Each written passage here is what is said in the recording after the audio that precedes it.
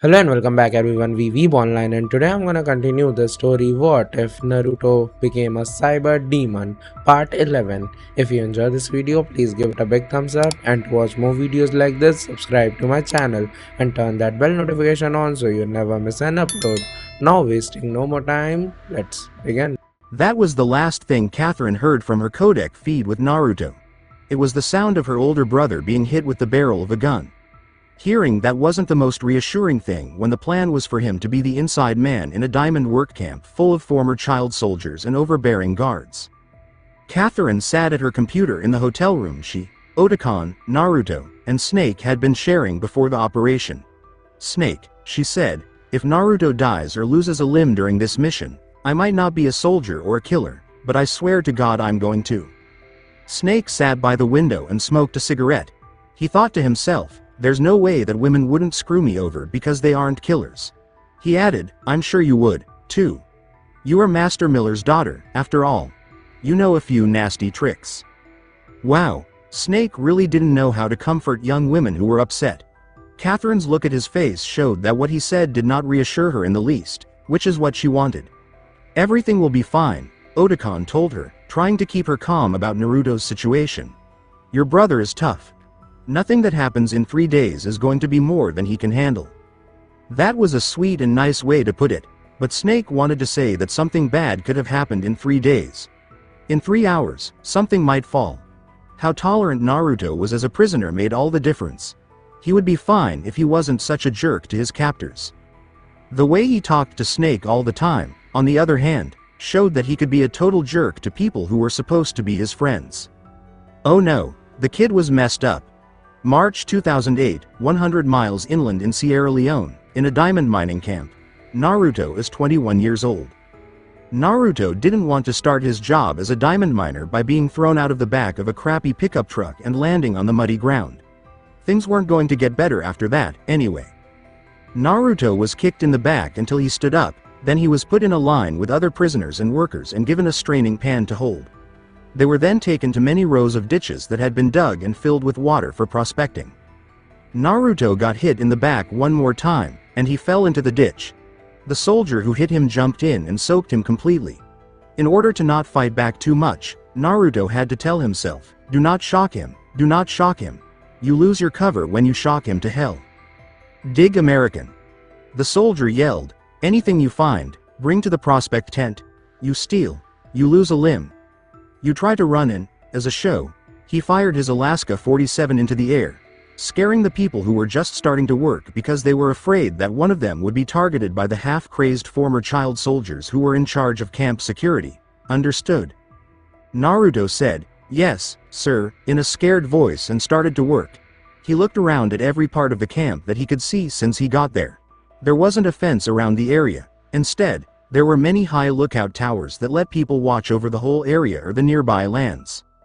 As expected, all of the guards carried Alaska 47s, which are the assault rifles of choice for rogue operational units around the world. It's cheap, reliable, and works. It's easy to see why AKs were always so popular. Some of the towers had the tips of several RPGs, which showed that they were ready for an attack from a real enemy if one happened. It wouldn't work to send an attack force to destroy this place. Way too many good people would die in the process. He was going about the mission this way in the first place to sneak up on it and kill it. But for now, he had to leave a way for Snake to later get in and look into any possible ties to George Sears. He could handle some yelling and gunshots as long as he kept his head down and did his job. It would take some time. During Ranger training, he had to deal with a lot of yelling, and being mad about getting hit would only make it more fun when this place fell apart. He wasn't unable to handle it. But this looking for material was murder on the back. Naruto could heal quickly, so all he had to do to get rid of the knots was bend and stretch a little. No one else could really do that, and if they tried to rest for too long, they were told they had to keep working or else. As the hours went by, Naruto had to make a few mistakes and act like he wasn't working as hard because if he had been getting a perfect worker, people would have thought he wasn't doing his job. For keeping his cover, what was a few rocks thrown at his head? When Naruto looked up, he saw a man nearby trying to sneakily put something from his own pan into his mouth. This made Naruto widen his eyes and hold back a groan of discontent. That person chose the wrong day to try to save diamonds because he was with a new person. Guards would make sure the person followed the rules.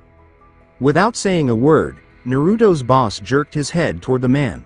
Immediately, 3 guards rushed over to get him out of the pit, drag him over to the man, and drop him at his feet. The man kept his head down as heavy steps came toward him. At first, he was on his hands and knees. Everything stopped, and Naruto paid close attention to the man who was the center of attention. A young African man who was pretty tall and well built. He wore a black beret and a green military uniform, and you could see metal shrapnel stuck in the left side of his face. It was strange that he looked about Naruto's age. Andre Warsama, he thought, remembering being told about the man who ran the camp and put together the security force that kept things under control. Andre Warsame. He never had a proper military title because his entire career in warfare was illegal by international sanctions. A child soldier that was forced into combat far younger than you Naruto, he didn't have a choice. It was still possible for Naruto to hear Otakon's voice from when he told him who he would be meeting on this mission.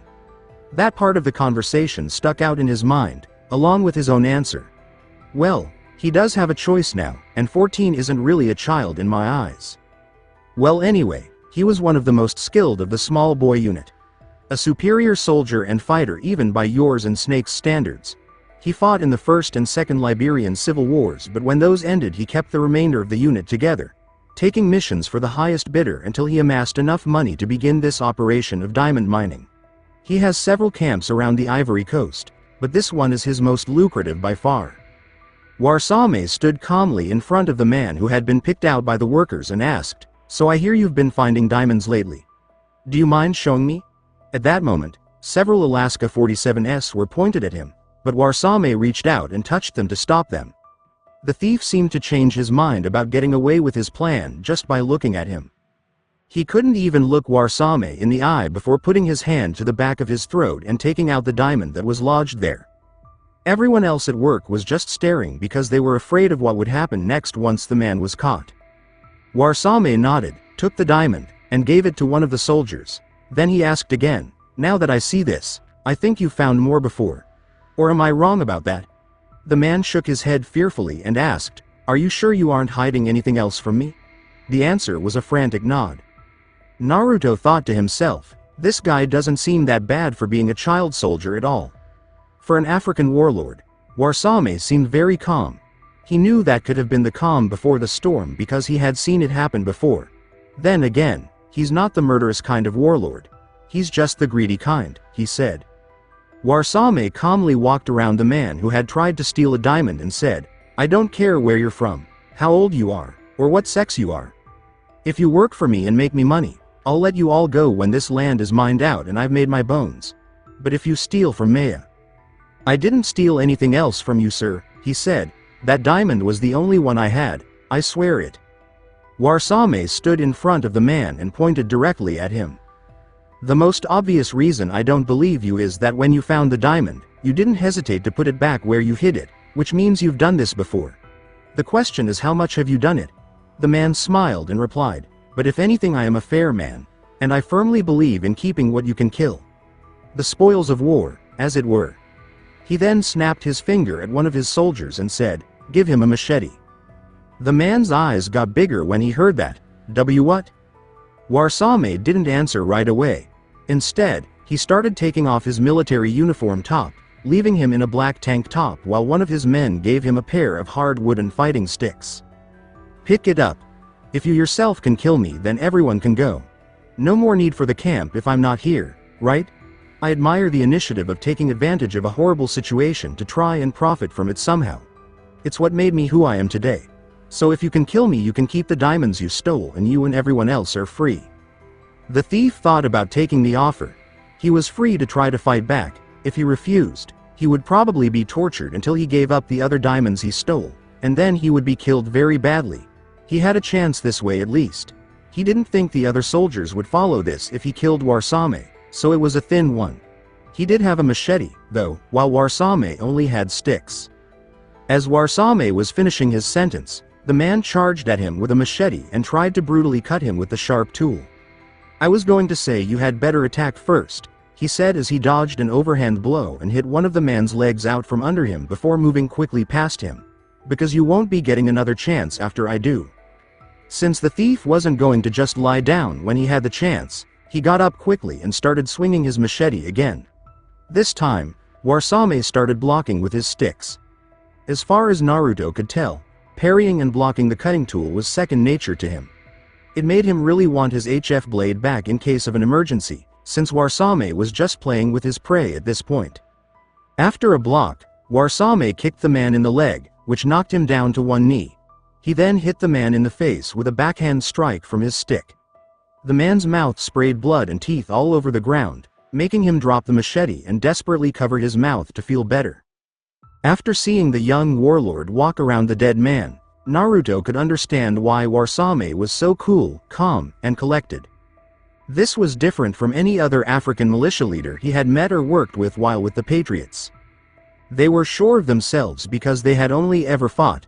Most of the kids who were forced to become child soldiers had to be retrained and have their old ways of thinking taken away before they could do their job.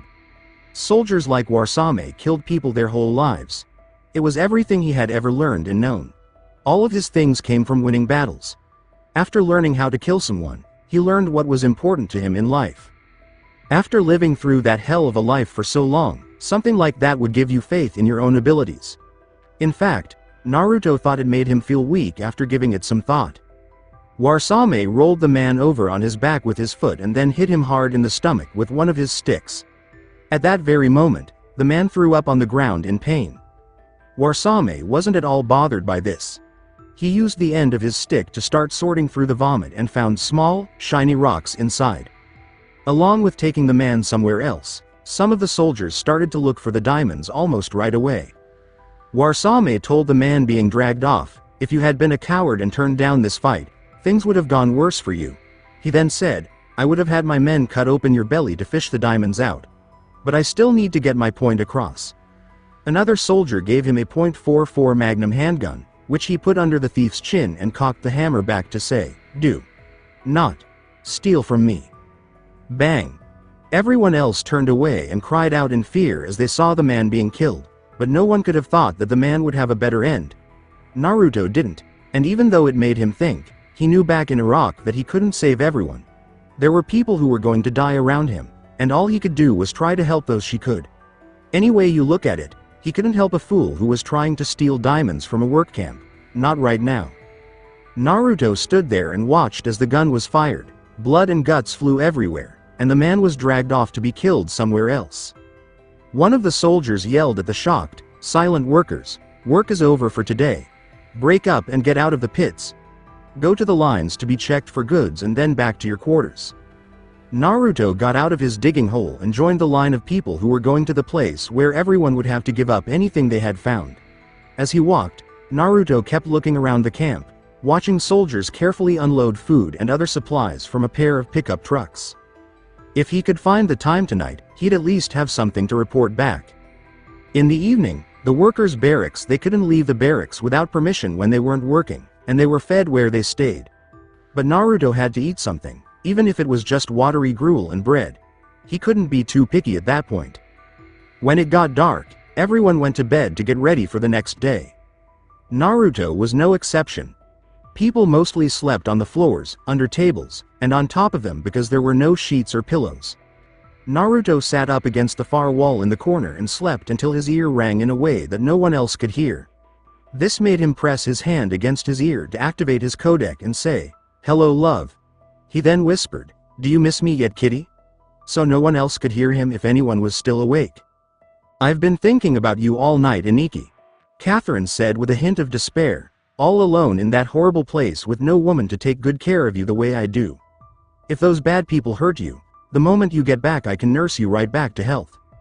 When Naruto's little sister figure talked, he rolled his eyes and ran his hand through his dirty hair. He still managed to smile. Even though things were bad for him, it made him feel better. "I'm fine.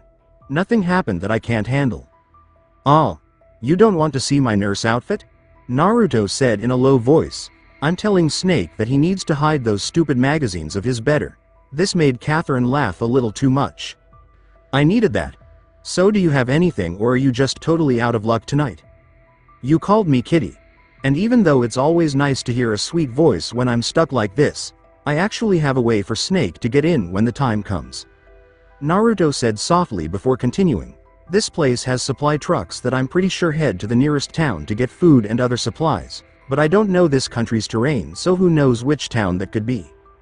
A bit of silence lasted a moment before Catherine replied, well, Otakon does. That's where Snake went tonight.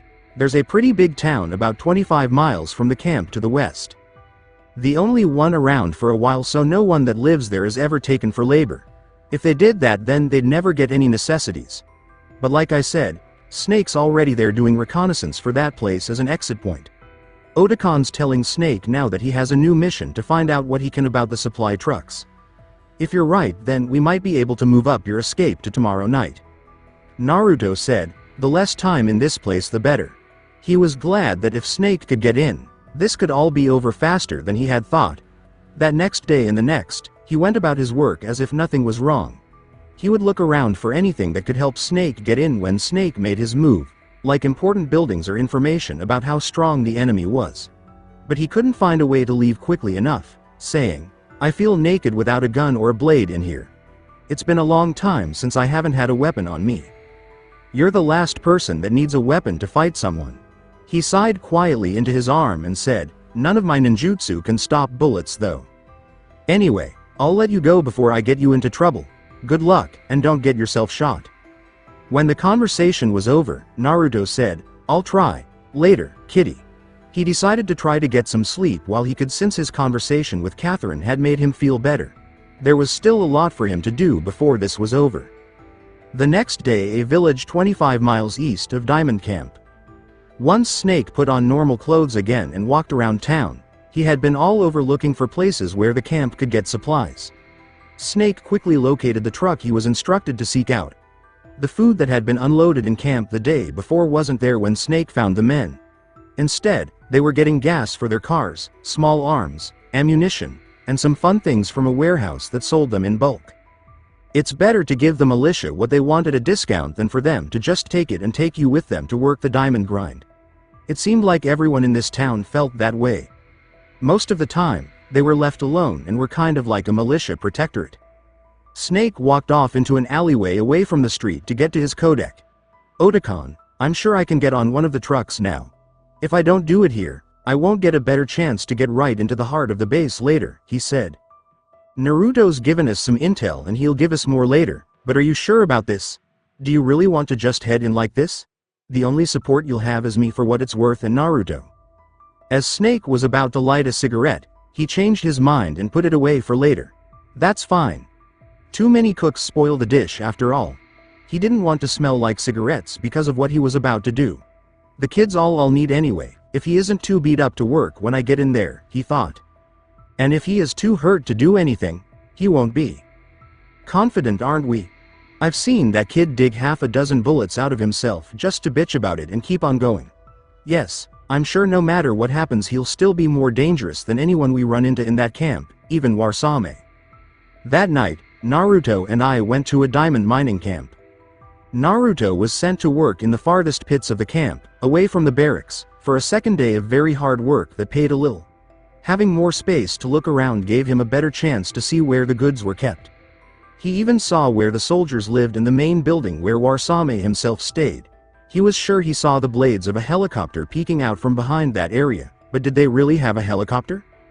The most useful piece of information came at the end, when everything would start to go wrong.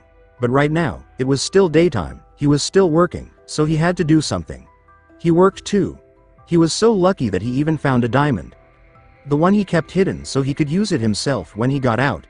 He was better at sneaking things than the man from the day before. But the sun was awful.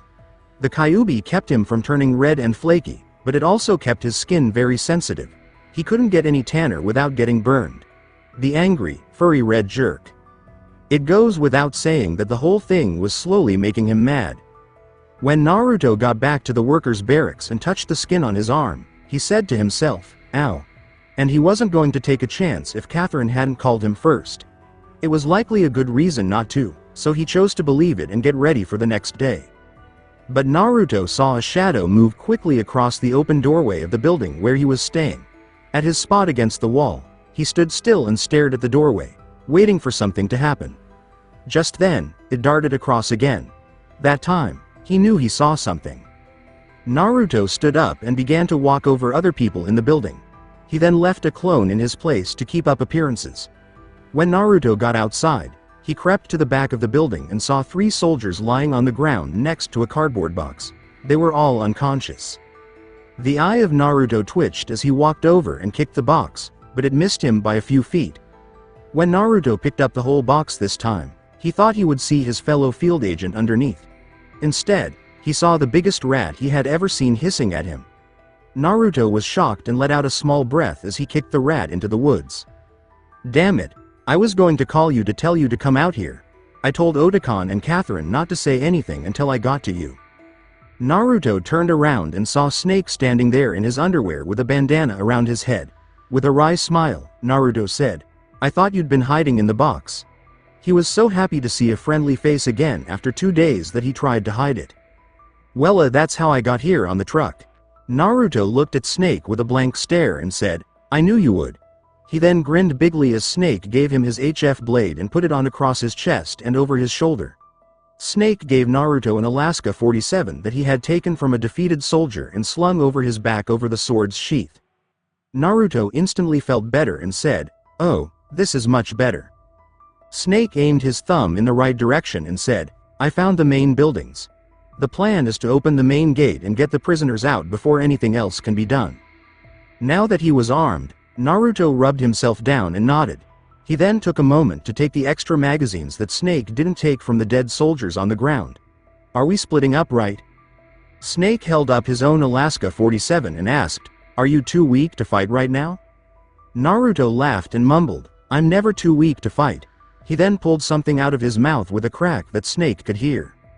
He wanted to cringe at the sound, but that would mean Naruto had done something that upset him, and he would never say that. Did you just rip your tooth out?" No, Naruto said, spitting some blood onto the ground as he held up a small rock. He smiled a little, showing some pride in what he had done. "I jammed a diamond between 2 of my molars to hide it. That shit hurt." "Okay," Snake said, "just when you think this brat can't get any weirder." He pointed to the workers' barracks and said, "I'm going to clear out the front and get the prisoners going. You go further in since you've seen more of this place and know it a bit better." That worked out fine for Naruto. After spending the last 2 days trying to get these jerks rich, he was kind of looking forward to giving them what they deserve. If that meant going a little further into the camp, he was all for it. He only needed to stay out of sight while Snake got everything ready. When Naruto disappeared, Snake knew it was time to start cleaning up on his way to the main gate. Everything would be over in 20 minutes if it was done right, and everyone would be home. Barracks for soldiers. It was easy to stay away from the soldiers' patrols. He liked to run around when it was completely dark and there was no moon. Naruto ran around the militia members without getting in their way and made it to the middle of the camp, where he started moving on the roofs of the soldiers' permanent homes. Before everything started, he had to get an RPG so that he could take out this place with one shot. As Naruto moved from roof to roof, he could hear the militia members laughing and generally acting raunchily. But when he got to the roof of the last barrack, he couldn't hear them at all. He quickly jumped to a window and saw that he had reached Warsame's cabin. Warsame's cabin, and the man was talking to someone inside. Warsame told the king, "I'm sorry, but I won't fight for you anymore." He said this while sitting in his office, which was guarded by 2 soldiers. "I'm afraid you can stay here for as long as you want. My brothers and I won't fight in your war again. That's it." A man in a long trench coat and a gray beard sat across from him. He asked, "What about loyalty? We fought together all those years ago for a less important reason than the one I'm asking you for now." The man's hands were clasped in a patient way. "Freedom?" Warsame laughed a bit before he got stony. "Oh, I remember that wasn't why you were fighting during the first civil war. King, you want to talk about loyalty? That's something that you have when you have a choice in the matter. I can't honestly say that I or anyone here has any kind of loyalty to you. How can a child pulled from their home hold any kind of loyalty to the man that stuck a gun into their hand and told them to kill or die?" Warsame spoke calmly, but it was clear that he was holding back a lot of anger for the man in front of him. That's when Naruto took a better look at the man and realized it was President Sears, the same man who had been with Ocelot in Lyon a few years ago. Well, this whole mission was based on the fact that there was a picture of George Sears with Liberian rebels that made him look like he was fighting before any real proof of him doing politics in the US came forward. Now Warsame was saying that it sounded like Sears had been in charge of the small boy unit. Warsame continued, running his hand down the side of his face over the clear scars from shrapnel. I was one of the ones who survived, and you decided to train me a bit to get some more use out of me. Then when the war was over, you just left us alone, with no idea what to do, no enemy to fight, and no family to go back to. And you come back 12 years later after trying to control the free world doesn't work for you and you think you just have our loyalty?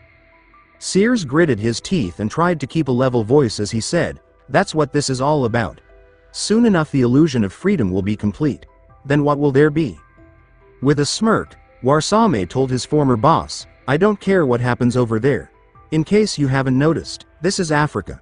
This is where I think things are truly free. If you don't like something, you kill the person in charge, take it, and change it for yourself. You think you've been allowed to do what you like for this long just because you're in Africa? Sears said with a laugh at Warsame's expense. You think with all of the attention that's been brought towards all of the troubles on this continent that you've just skirted past any kind of scrutiny? You were left untouched as a favor to me from those that were above me while I was president, you idiot. I was the only one keeping you and the rest of these fools safe. You owe me. At this point, Warsame got so angry that he almost pushed his chair back through the wall. I don't owe you anything, none of us owe you a damn thing. We killed for you, we died for you. We left our families and homes and killed our families just to stay alive, because of you. The only reason I haven't had you hanged and shot is because you don't matter to me anymore. King, your politics and bravado are just that, and let me tell you what will get you around here. He pulled out his .44 Magnum and fired all but one bullet. A bullet to the head. Now get off my property. Even though Sears finally set Warsame off, he didn't seem to care at all. He got up and said, you're being a fool. What I'm telling you about the Patriots is very real.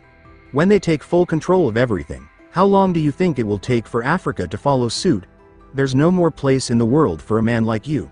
That was it. As Warsame's men led Sears out of the cabin, he said, there's always a place for greed. After the conversation was over, Naruto sat down on the side of the window he had been looking through. He did this so no one could see him while he logged onto his codec to record some of what he had seen and heard. With Snake in front of work camp, when it came to Snake, the guards at the front of the camp weren't really a problem. This mostly had to do with the guard towers. The grounds were still dangerous if they saw something moving in the dark because they didn't have any lights or spotlights. He needed to make them not important so that his plan to get the others to escape would not work if that were the case. He only had the AK-47, which meant he could only shoot the guards because he had bought the weapons on site. He didn't have any weapons that could be used without being heard, and for a moment he wished that Naruto had been in charge because he might have been able to throw something at the jerks and kill them quietly. But Naruto wasn't aware of the escape plan and was too far away to go get him now. Plan B had to be good enough, and it was just going to be a big change from Plan A. Snake skulked over to where the camp vehicles were parked near the front gate and let out an angry growl. There were a few pickup trucks, a few small cars, and one military-grade flatbed truck. The roof frames in the flatbed were missing the tarpaulin that was supposed to go over them. That was great. He had already killed all the guards around the workers' quarters, so all that was left to do was get them all out. He was able to get them to the cars. Based on an earlier count, he had to get just under 50 people out of the building. That was a lot, but it was not impossible.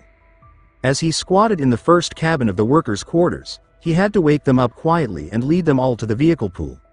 Ahem, Snake said in a low voice that was loud enough to wake someone who was barely awake. He opened his eyes wide and stared blankly at Snake. Snake put his finger to his mouth to imitate scolding the person. If you want to leave, help me wake these people up and make sure you all stay quiet. He got a weak nod from the man, who then got up and started moving around, waking up the others. Snake would leave that cabin to him and go wake up the other two. Soldiers' barracks and Warsame's cabin with Naruto. In the back of the cabin, Some of Warsame's men watched as the former president of the United States got into his helicopter and turned it on. As it warmed up, the blades made a loud whirring sound. Because he wasn't going to get to Sears to beat him up, there was only one person left inside. Because of how loud that helicopter was, Naruto could have fired his Alaska 47 full of bullets and no one would have heard him.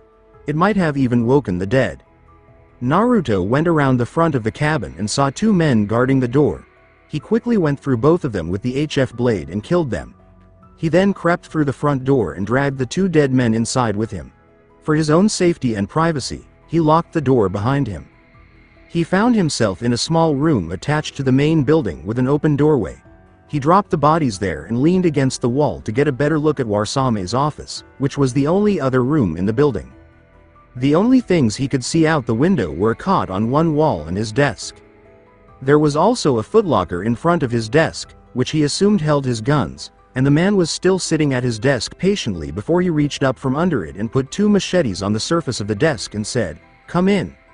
Naruto didn't pay attention to this and kept acting like Warsame wasn't there until Warsame said, "When you've fought as much as I have, you can tell when someone is trying to get close enough to kill you." He wasn't going back outside, and there wasn't anywhere else to go. Naruto carefully walked inside with his sword in one hand, just in case. "I'm not really here to kill you though," he said. He had to think about that for a second before saying it again. "Well, I kind of am, because these people are going home tonight one way or another, but that's not why I'm here." Before he laughed, Warsame looked into Naruto's eyes and said, "Ah, you're one of the new workers that my men picked up the other day." He then shook his head and said, "Apparently they can't tell when someone is too dangerous to be kept in an environment like this. If I had been the one who found you, I would have killed you to be safe." Naruto yanked his sword at Warsame and said, "You'd have been right, and I would have failed right then if that had been the case. Tell me something.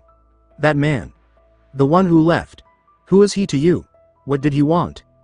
"You mean George Sears? You don't know the name of the last US president?" Warsame joked, then got serious. "Who he was to me doesn't matter anymore. But what he wanted? He figured that he could persuade me to lend my power and my men to his cause. His strategy to take control back from the Patriots, whoever they are. American matters don't mean anything to me." Nito asked, "What did he say about them?" Since Warsame didn't care and was in a talking mood, he might as well make the most of the situation. "Anything on who they were. Where they're located." Warsame laughed and asked, "What's funny?" "Your questions," the warlord replied, noticing the slight anger on Naruto's face. "No, not the questions themselves. It's just that King wouldn't even give me the common sense answers like that. Those questions that are so basic and simple. Where is our enemy and who are they? He couldn't answer them. He doesn't know. And he expects me to throw all of my weight and resources behind his rebellion against a nameless, faceless group. Fool." The sound of the helicopter taking off filled the room. Naruto said with a frown, "Fine, but I still have to beat you. These people who work here. You can't do this to them. And even if you let me leave with them, you just get more of the same people back." Warsame got up from his chair and grabbed his two machetes. "Well, I believe in keeping what you kill, so if you want to kill me, feel free to try." He then kicked his desk, moving it forward at Naruto, who jumped onto the wooden surface as it went under his jump. Warsame charged at Naruto and tried to cut him in the legs, but Naruto blocked by stabbing his sword into the desk and bracing it with one foot. "You're not just some lost foreigner. You're skilled. I've killed in one move in much less," he said. Warsame didn't say anything back, so Naruto jumped off the desk, pulled out his sword, and kicked him in the stomach. Warsame had to land against the wall and use his two machetes to block a return slash from the single sword. The thought of his clone dispelling that he left in the workers' barracks went through his mind, telling him that Snake was moving the prisoners at that very moment. But learning that fact took Warsame's mind off of the wall long enough for him to get some distance and start swinging his weapons in the open air. He blocked one attack and moved out of the way of another, which he then kicked to the side to get even further out of the way. Warsame slid down and tried to pull Naruto's legs out from under him. Naruto's side flipped to avoid the attack, but on his follow-through spin, he cut out with a machete and hit something because blood flew and splattered on the floor. When Naruto finished his dodge move, he landed back on his feet and touched the side of his face where there was a horizontal cut. Fuck, that's deep, he said. The Kyuubi had better have planned on healing that without leaving a scar, or Naruto would have been angry. Well, getting cut up in the first place made him mad, and things quickly went south from there. When Naruto used the HF blade to attack again, Warasame's approach of blocking with one arm and counter-attacking with the other arm did not work. Every time he tried to hit Naruto, he immediately knocked out one of his arms until he realized that he needed both arms to deal with Naruto's growing anger. Warasame tried to block Naruto's sword attack, but Naruto grabbed one of Warasame's wrists with one hand and shocked the African warlord with his electric chakra. Rahhhh. Warasame managed to free his hand from Naruto's grip, but he dropped a machete. Naruto swung up with the HF blade and cut the man off below the elbow with his right arm. His guard was also wide open. Warasame kept yelling until Naruto cut off his head with one more attack. Naruto had never been so thankful that the helicopter was loud when it took off and when it left. Naruto finally put the sword sheathed on his back and stared down at Warasame's headless body until his codec went off. He was a little out of breath from the short fight's fast pace. It woke Naruto up and made him start looking for useful information all over the room. Yeah? Naruto asked with his hand on his ear as he went through the desk drawers and other things. Kid, tell me you're ready to roll on out of here. With Snake a camp pool. Snake yelled over the codec, ducking down by the military truck as many of the prisoners quietly climbed into the large flatbed back as Snake had told them to. Kid, tell me you're ready to roll on out of here, Snake said. Yeah. Warasame isn't a problem anymore, but we can't really just leave, can we? When we go and they figure out that Warasame is dead as Snake, we're not going to do enough damage to this place to stop them for good. When this is over for tonight, these guys are just going to go out and... Don't worry about that. Just make sure you get to the vehicles quickly. Snake looked at the prisoners' progress and saw that they were all loaded up and ready to go, with 2 ready to drive in the front. He then looked at the magazine of his Alaska 47 and said, "We're covering their retreat." Got it. Be there soon. Snake took off the gun's safety and made sure he had a good look at the 3 towers in front of the camp. He could hear helicopter blades getting louder. He'd ask about that later. Make sure you come in shooting. He then turned off the codec as the sound of the helicopter grew louder, opening. He stomped on the truck driver's door to get his attention and yelled, "Go now." He wouldn't get another chance like this to get them ahead, so he wasn't going to waste it. A low-flying helicopter's blades could be heard all around. Snake fired a burst of shots at the farthest tower, hitting the guard and dropping him inside just as the driver of the truck was able to start it. He pulled it off while Snake fired at the second tower. As the bullets hit the guard and he fell, he apparently tripped and knocked over the propped-up RPG in the tower, setting it off and destroying the top of the tower in a fiery blast. Fuck! Snake yelled as he saw the third tower guard stand up at the sound of the explosion. Snake shot him right away and knocked him out. The sounds of the camp's natural sounds took over after the helicopter left, and there were loud yells from the soldier side of the camp about an attack on the camp. Luckily, the truck drove right through the front barrier, which was more for show than function. It did this just in time, too, because the militia started running out of the barracks with their guns, right in front of the trucks. As the bullets started flying, Snake hid behind a small car and started killing people in the dark before they got close enough to hurt him. He did this in a cold, surgical way. He could have easily hotwired a car and followed it, but he was on the lookout for the prisoners' escape. Besides that, he was waiting for Naruto and wasn't going to leave that jerk until he knew the young man was dead. The sound of Alaska 47's firing filled the air, and bullets hit Snake in the head. One shot even hit Snake in the head while he was hiding behind the roof of a car. Snake ducked behind the car to reload his gun when he heard the empty click of a spent magazine. He was shooting again when he heard panic coming from the back of the enemy lines.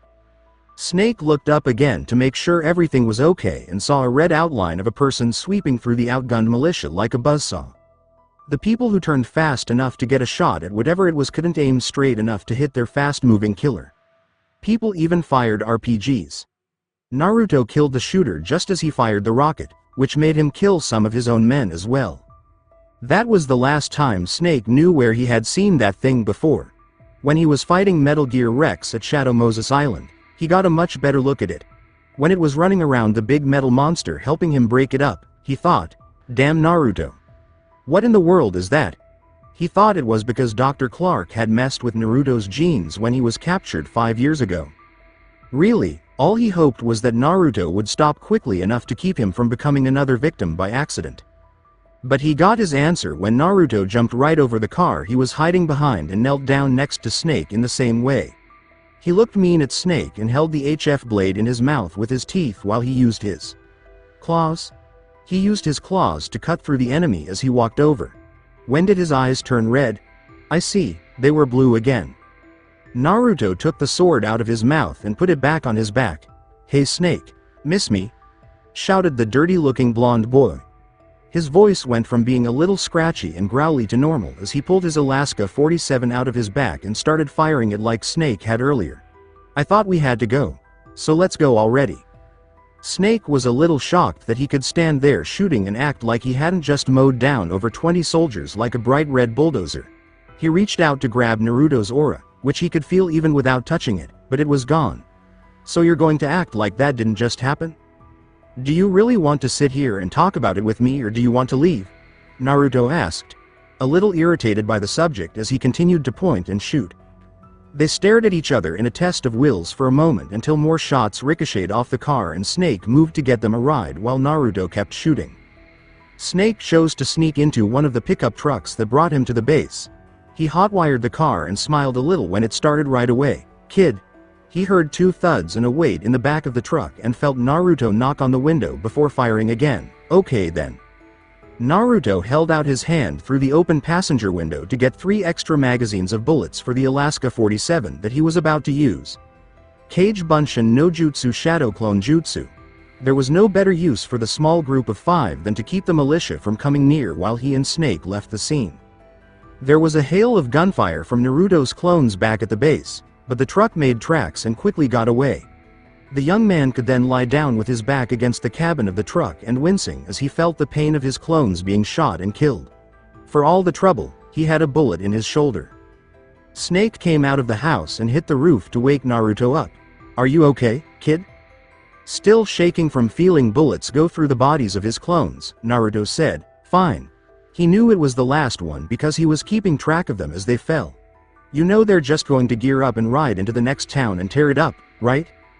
Snake was smiling and saying, "Don't worry about it. It won't be a problem in the end," but Naruto couldn't see it from where he was standing outside.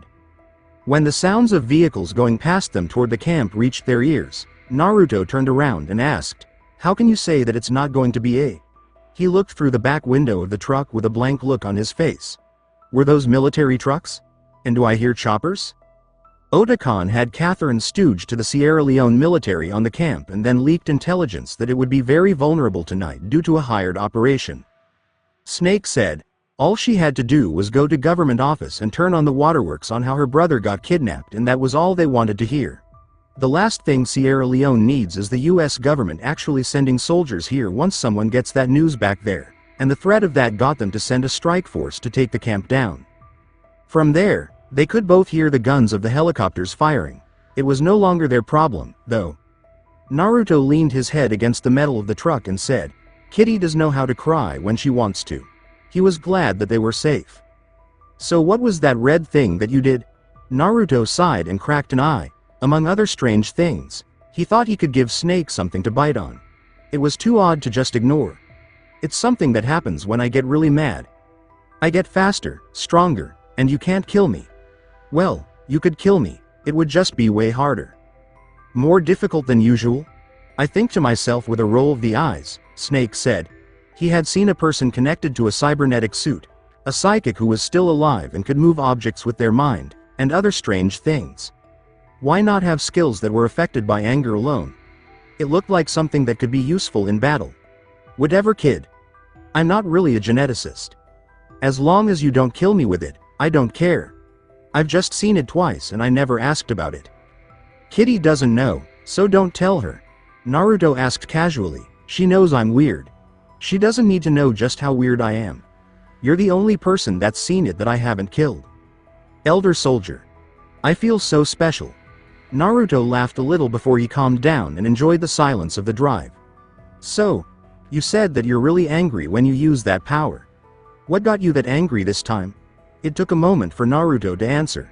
but then a folder fell out of the back window of the truck and hit Snake in the side. "What's this?" Naruto's tone of voice was sharp and short when he answered. He usually talked to everyone, even his enemies, in a friendly way. "It's what Sears tried to get Warsame to join him for," he said. Snake only looked down at the folder briefly because he still had to drive. But as soon as he saw the first picture that had slid out of the top of the folder, he turned his attention back to the information. A picture taken from above of a very large structure in the water around an oil spill. The name of the structure was written on top of the structure. Snake could figure out what had made Naruto the center of attention for whatever Sears wanted the group of former child soldiers to do. To be honest, it made him mad to think about it. Big Shell Marine Decontamination Facility. After 1 month. Hideout on the border between Mongolia and Russia. Big Shell Marine Decontamination Facility. Olga said as she sat at a table with pictures of the whole facility all over it. Sniper Wolf stood next to her and kept a close eye on the other people in the room.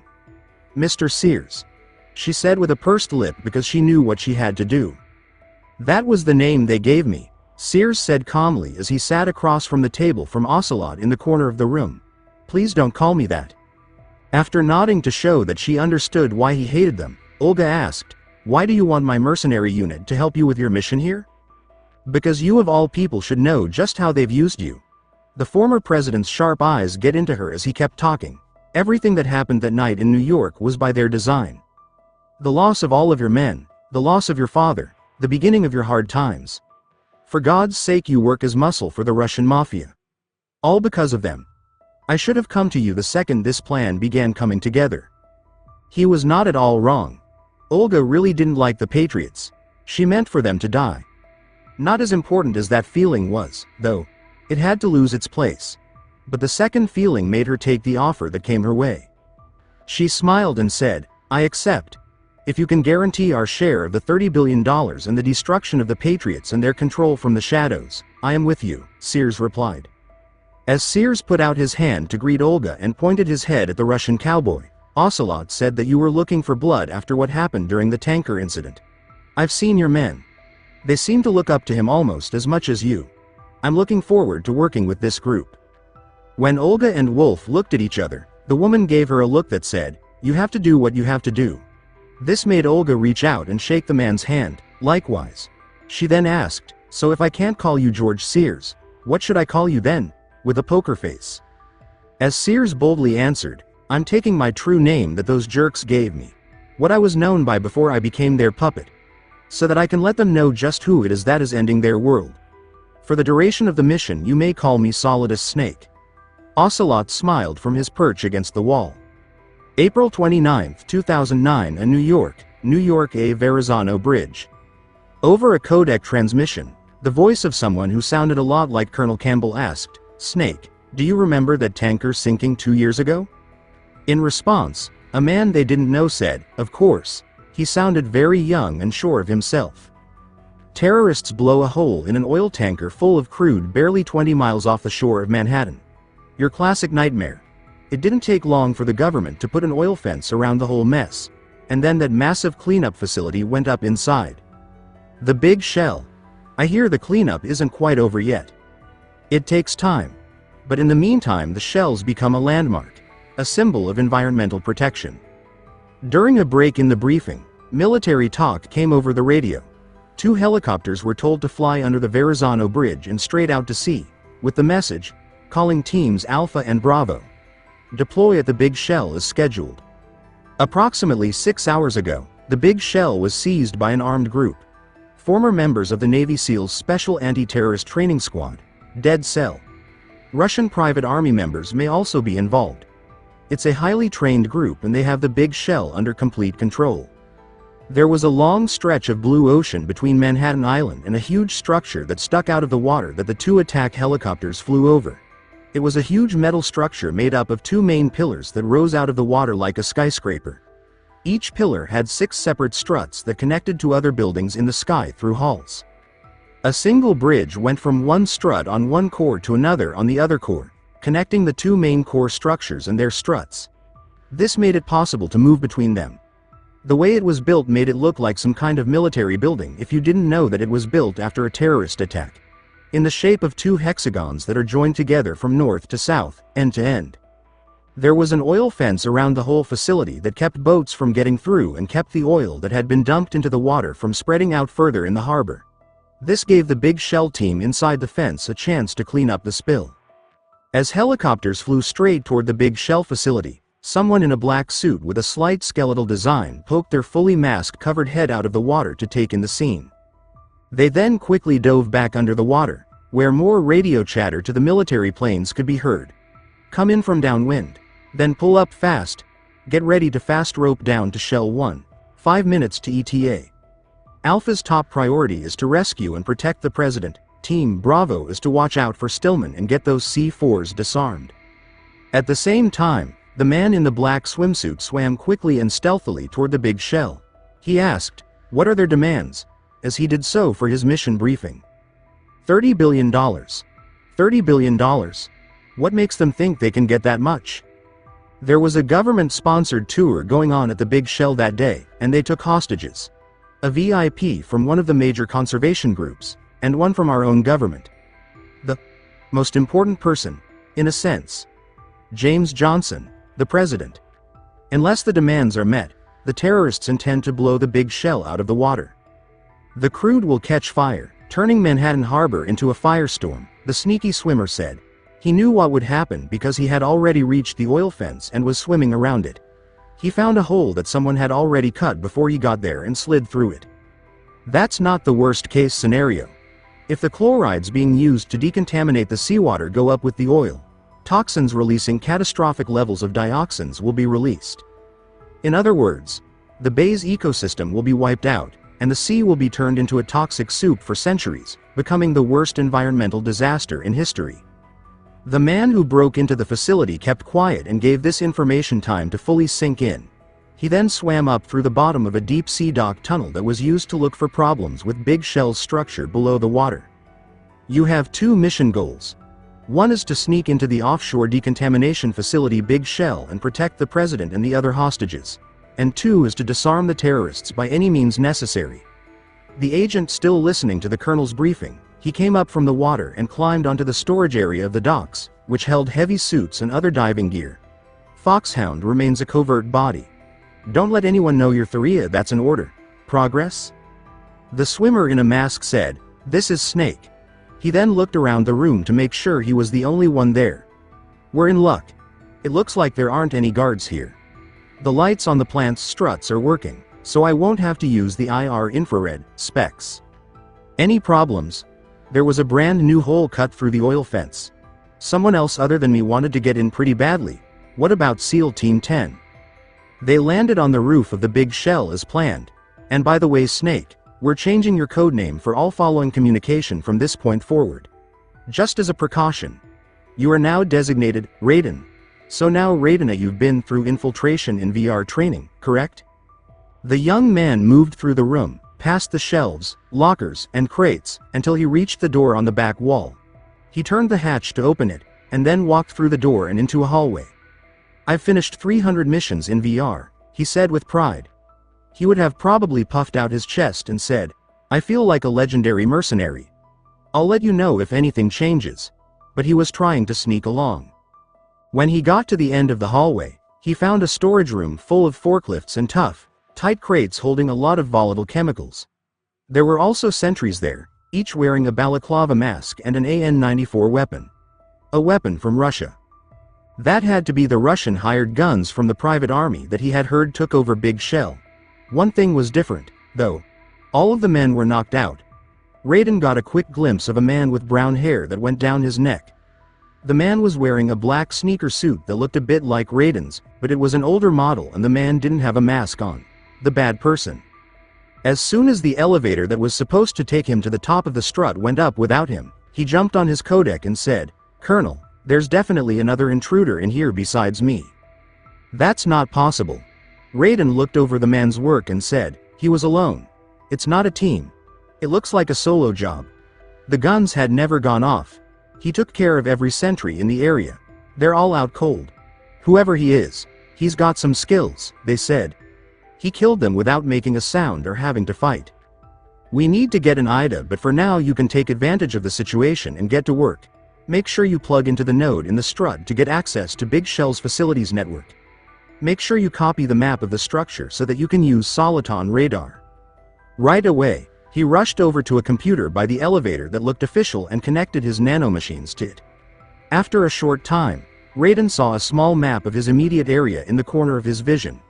It had the signatures of the unconscious men around the room on it. That was something he wasn't going to skip over. During his VR training, the radar saved his behind too much to not use it. We have a substitute data analyst to record the specifics on your mission until its completion. Meet the mission analyst. She'll be overseeing your progress along with me and will be your support. Before the voice of a young woman asked, "Jack, can you hear me?" The frequency flickered. Raiden was shocked when he heard the sound of the elevator going back down to his level of the building. "Rose?" he asked. He really seemed shocked that this person knew about his plan. "What the hell are you doing here, Colonel? What's going on here? Why her?" The Colonel's voice came back over Raiden's communications with a ready-made explanation. The Foxhound analyst who was supposed to be on this mission was hurt. Rosemary was brought in as a replacement, the man said matter-of-factly. "According to the files, she knows you better than anyone else." Even after the elevator doors were locked and the floor was lowered, Raiden kept complaining. "Rose may be in the service, but an intelligence analyst is not a field officer. She's never been on a field mission. This is crazy. I have my own reasons for selecting her for this mission, soldier," the Colonel said, seeming tired of the young man's complaints. "I know your VR training in and out, but sometimes that isn't enough. I know you're familiar with the Shadow Moses incident. If there's anything to be learned from that incident, it was the power of the operatives' will to survive. In the field you need all the help you can get when it's available to you." Rosamund said, "You're stuck with me whether you like it or not, Jack." He also didn't have much power to change things. He was in the middle of a mission, and the order came from above him, so what could he do? "I'll perform the mission and record your mission data. I'm still aware that I'm technically not a part of the mission control team. I'm just a normal girl that's worried about Jack. But that means, Colonel, that I'm not required to follow your orders outside of any immediate duties. Jack isn't simply field personnel for me to track. So I'll be monitoring and keeping track of every conversation you have with him. Soraya, given the circumstances, but be sure to refer to him as Raiden for the duration of the mission." That's not what the masked Raiden would have said, but he had never been so thankful that the elevator had finally reached his floor and opened its doors. Raiden got on the freight elevator and pushed the button to go up. He wanted to leave before the guards woke up because he had come in unarmed, which was the standard way for Foxhound agents to get what they needed on the spot. "Jacka, do you know what tomorrow is? April 29th? His answer was a mess. Was that day supposed to be extra special? He thought that they were done talking about Codec. Raiden didn't know Rosemary was still on the line after the Colonel disconnected the call. "I can't say I remember. Sorry." "It's okay. I'll keep trying until I know the answer. Take care, Jack." After saying that, Rosemary hung up the phone and the call ended. Raiden could now forget about her part in this situation and focus on the mission at hand. The shaky elevator took him to the top of the deep-sea dock building. The man calling himself Solid Snake was the leader of the terrorist group, Sons of Liberty, and it was his job to stop them. "No wonder they changed my codename from Snake," Raiden thought to himself as he took off his skull oxygen mask and saw a young man with fair skin, blue eyes, and ash-blonde hair that reached his shoulders. "I have to fight the legendary hero from Shadow Moses." The elevator stopped, and Raiden was left on the large roof of the building next to it. It was early in the morning, and gulls were calling as they flew around the big shell. From between the safety gates, where the generators and other building tools were, he could see how big the place really was. He had to go through it all by himself. It was so big that it felt like a town. Raiden thought to himself as he ran along the rooftop, jumping over generators and all the fences to get to the main part of Strut A. There's no way the real Solid Snake is behind this. He died 2 years ago when he blew up the tanker incident. As he moved, he was glad there were no guards on the roof because they were probably busy dealing with the 2 SEAL teams that had landed to escape with the president. In Shell 1, Strut E is the conveyor system room. The room was very big, and there were many conveyor belts going through it. These belts led to different parts of the building so that the 12 struts that were set between the 2 cores could get what they needed. Move things around must have used an interesting system, but now wasn't the time to be interested in that kind of thing. Someone in a dark green combat suit could have been seen sticking to the wall and ceiling in the upper right corner of the room if someone had been paying attention or if the room had been better lit. The man wore a black headband on his forehead. The black metal on top of it had a leaf carved into it. "Bored, Aniki?" Naruto said to his sister over his codec. "I can't really be bored right now. I'm pretty worried this whole thing." Even though there were guards nearby, Naruto could project his voice so that no one could hear him unless they were right next to him. No one was. He looked over at the guards to make sure they were who he thought they were, and they were. Gerlukovich's hired guns. The men who worked for Olga said, "Oh, Olga, we need to talk." He might not have to kill all of them. The solar gun was his only weapon besides the HF blade at the moment, but he wouldn't be able to use it for long if this went on past sunset. At that point, things would get very bad, and they would have to end this quickly, no matter what. As you can imagine, he was shocked when he and Snake broke in and found the site full of Gerlukovich mercenaries and even worse people he wished he hadn't had to deal with again. "Do you think SEAL Team 10 can get the president out of here? It would help out your mission either way, right?" "Hell no, they can't. You don't know who's here, do you?" Naruto asked with a frown that was hidden by his suit's face mask. "Besides, let that jerk fry.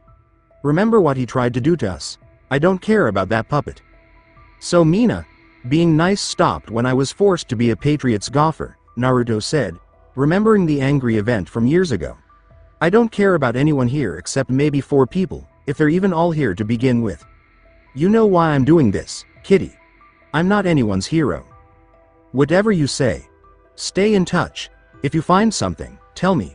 Otakon's not running distance support this time for you because he's got his own mission to do. It's all me, as you already know. I'm kind of nervous." It was Naruto's caring way of telling her, "You'll be fine." Then he sighed and said, "Wish me luck."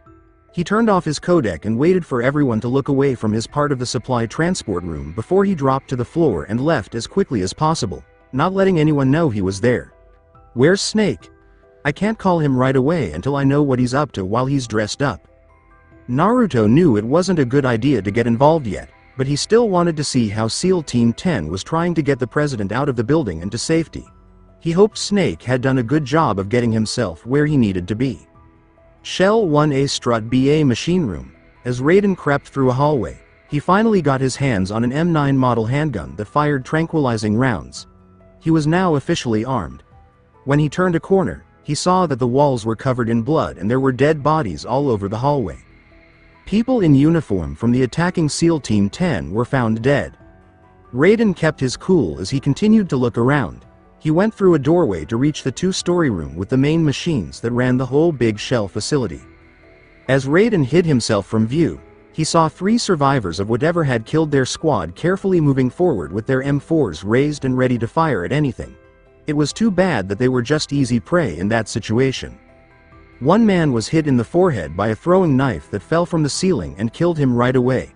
The other 2 men opened fire on the quickly moving figure they saw above right away, but their aim wasn't good enough to hit their quick-footed target. "Damn it. I can't hit him."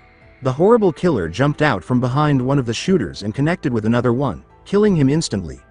Then he vanished, leaving one man alone and screaming in fear of what he thought was his certain death at the hands of an unknown force. Raiden had to duck to avoid getting hit by a stray bullet as he kept firing his gun. "Alpha Zero. Come in, Alpha Zero." Someone fell from the sky and kneeled right in front of him, which scared him a lot, especially since he had a bloody survival knife in his right hand. The tall man with the goatee, long dark hair, black pants, and an open trench coat looked up at her with a mean face as he breathed in cold, misty air. While the SEAL team member was shooting directly at him, he jumped back up to full height out of the blue. He spun like a ballet dancer, getting closer and closer to the soldier until he was close enough to brutally cut him up with his knife, slashing, stabbing, and hacking away without stopping. Not a single bullet hit him. The man in the trench coat snuck up behind his enemy like a ghost and grabbed the back of his head. He then cut his throat badly and pointlessly with the blade. He seemed to enjoy the killing and bloodshed he had just caused, as the blood freely stained him. The SEAL team tried to get someone from Team Alpha to answer on the radio, but no one was there.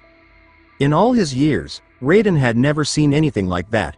Some men with heavy weapons were killed without any effort on the part of the person who did it. Not a single gun worked. When he heard slurping sounds, he was pulled back into the present situation. Along the farthest wall on the lower level of the room, behind a few electric transformers, Raiden saw the strange man who had killed everyone. He was holding one of the bodies up against the wall and sucking blood from its neck. The man who looked like a vampire turned around, hissed at Raiden, and threw the dead body to the ground. It was like he could feel Raiden's eyes on him. Raiden kept his tranquilizer gun pointed straight at his enemy and didn't even blink when the enemy tried to scare him. "What are you?" he asked rhetorically. The man took the big combat knife out of his holster again and slowly dragged it across his chest, making a new cut along with the 4 that were already there. "5 today," he said in a Romanian accent, or rather, 6. He then fixed his eyes on a rafter that was directly above Raiden's head and smirked before demonstrating his amazing jumping skills by quickly reaching the second level with a single jump that went even higher, easily clearing Raiden's head. Raiden knew about the awning above him and was ready to shoot the man-vampire as soon as he landed on it. It wasn't easy to trick him. Or maybe he wasn't, since the balcony wasn't where he was supposed to land.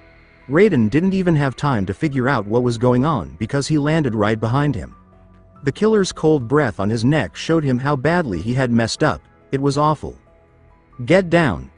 Raiden quickly did what the rough-sounding order said and hit the deck just as M4 fire burst through the gates that were protecting the electric transformers. But none of the bullets hit their targets, and the scary man seemed to have disappeared. Raiden looked back and saw that the man who had almost killed him was gone. He had a small cut on his cheek. Nothing. Then he turned his head forward and saw one more member of SEAL Team 10 Alpha Squad. This person was wearing a balaclava and had sharp eyes that were look around carefully. He slowly crept inside, making almost no noise with his boots. "Where is he?" he asked in that stern voice. The SEAL member turned around too slowly when he suddenly felt something. His enemy had already landed right in front of him and disarmed him by cutting his right arm deeply and violently from the wrist to the elbow. Because someone had an iron-tight claw hold on his mask-covered head, they grabbed it and threw him to his knees. Raiden quickly dove for the captured SEAL's lost M4 and pointed it straight at the supernatural warrior who had a grown man in his grip. He slammed the SEAL against the wall with one hand and held him off the ground as he was struck by a strange smell. Strange smell," he said. The man looked surprised as he dropped the SEAL to the ground and said, "You smell like, are you? It has to be." The SEAL called out to Raiden from where he was lying on the ground, "Shoot him, what are you waiting for?" That strict order made Raiden act again, and he tried to empty the rest of the clip but missed because his target did a strange pirouette move that made it impossible for him to hit. It was about to happen again, like the last time he killed someone, when his radio went off and said, "Vamp." A woman's voice stopped him in the middle of a move, making him stop. He looked a little annoyed that he had to do this before answering, "Yeah, Queen? Are you all done cleaning up?" "Yes, but wait until I tell you what I found. Something interesting. I'll tell you in person." "Where are you?" The SEAL slid a brand new magazine under Raiden's nose so he couldn't see it. Raiden quickly picked it up while Vamp was chatting. He quickly threw out the last clip while Vamp still talked and listened, as if neither of them were there or armed, in the central unit with the president. "Be right there." Raiden looked down to make sure he had put the magazine in correctly and was getting the gun ready to fire again. When he looked back up, Vamp was gone. As he disappeared again, he knew there would be no second attempt to kill him, at least not yet, because he heard a door open and close. After that, Raiden pointed his gun at the SEAL who was trying to get up. "Hold on, I'm not an enemy. Calm down," he said. The SEAL made a sound that was too calm for having a gun pointed at him, but all he did was roll over on his back and sit down against one of the transformer gates. "My name is SN. My name is Pliskin. Iroquois Pliskin. Lieutenant Junior Grade."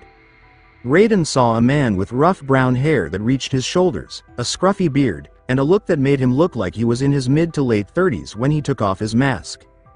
Raiden asked, "Are you a Navy SEAL?" He hit the ground once with his gun to make his point clear. "How did you get in here?" Pliskin replied right away, "Fast rope descent from a Navy helicopter." He didn't pay attention to Raiden's skeptical look and instead looked at the young man's gear. "That suit. And that gun of his. It was clear that it wasn't his. The only thing that could mean is, that suit.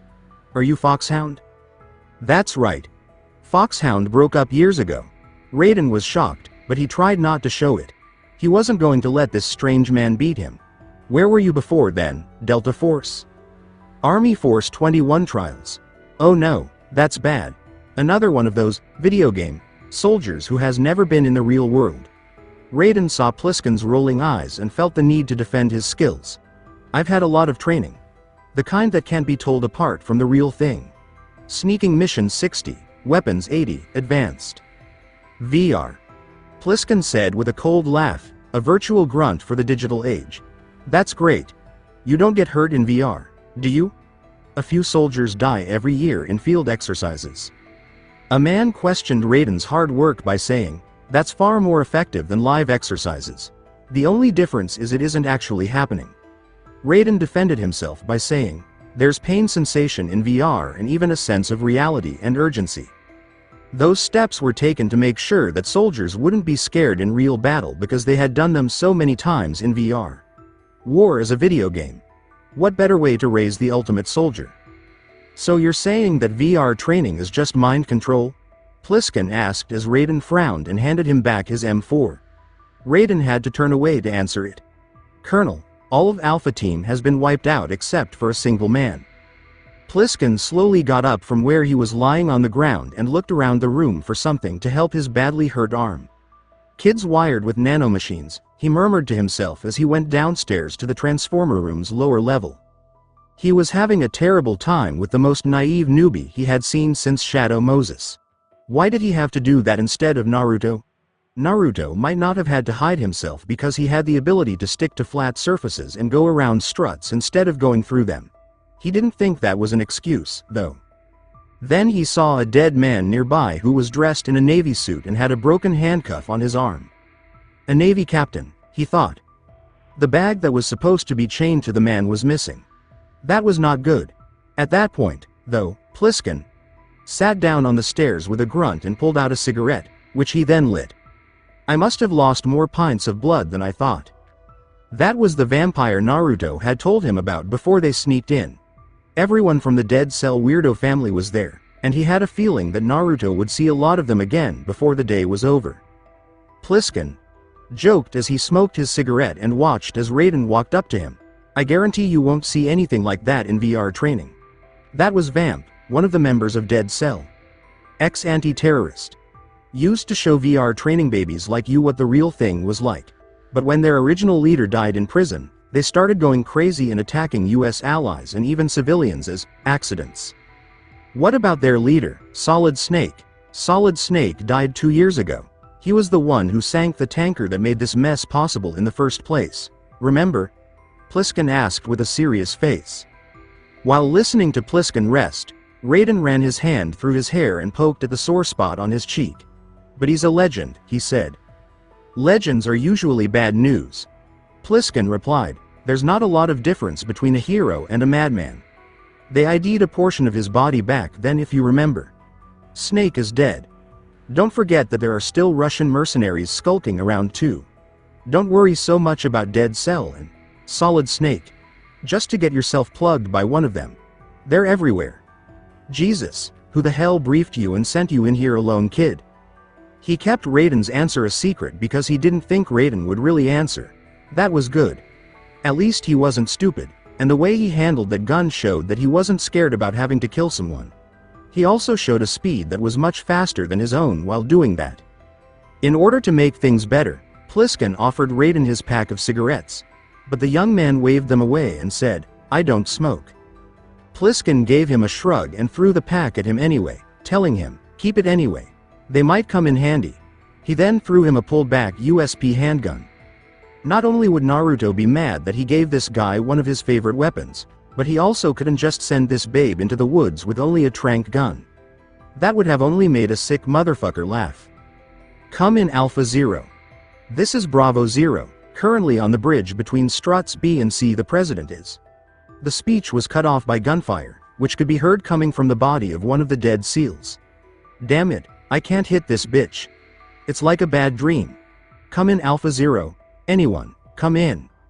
Aren't you going to answer him? Raiden yelled at Pliskin, who was still lying down to rest.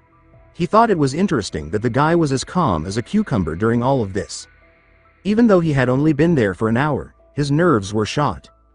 When a scream came over the radio from the Bravo team, Pliskin just gave him an annoyed look and slowly reached for the radio he had with him. There was nothing else that needed to be said between the two men. The BC connecting bridge. I need a few more minutes. They both thought the worst.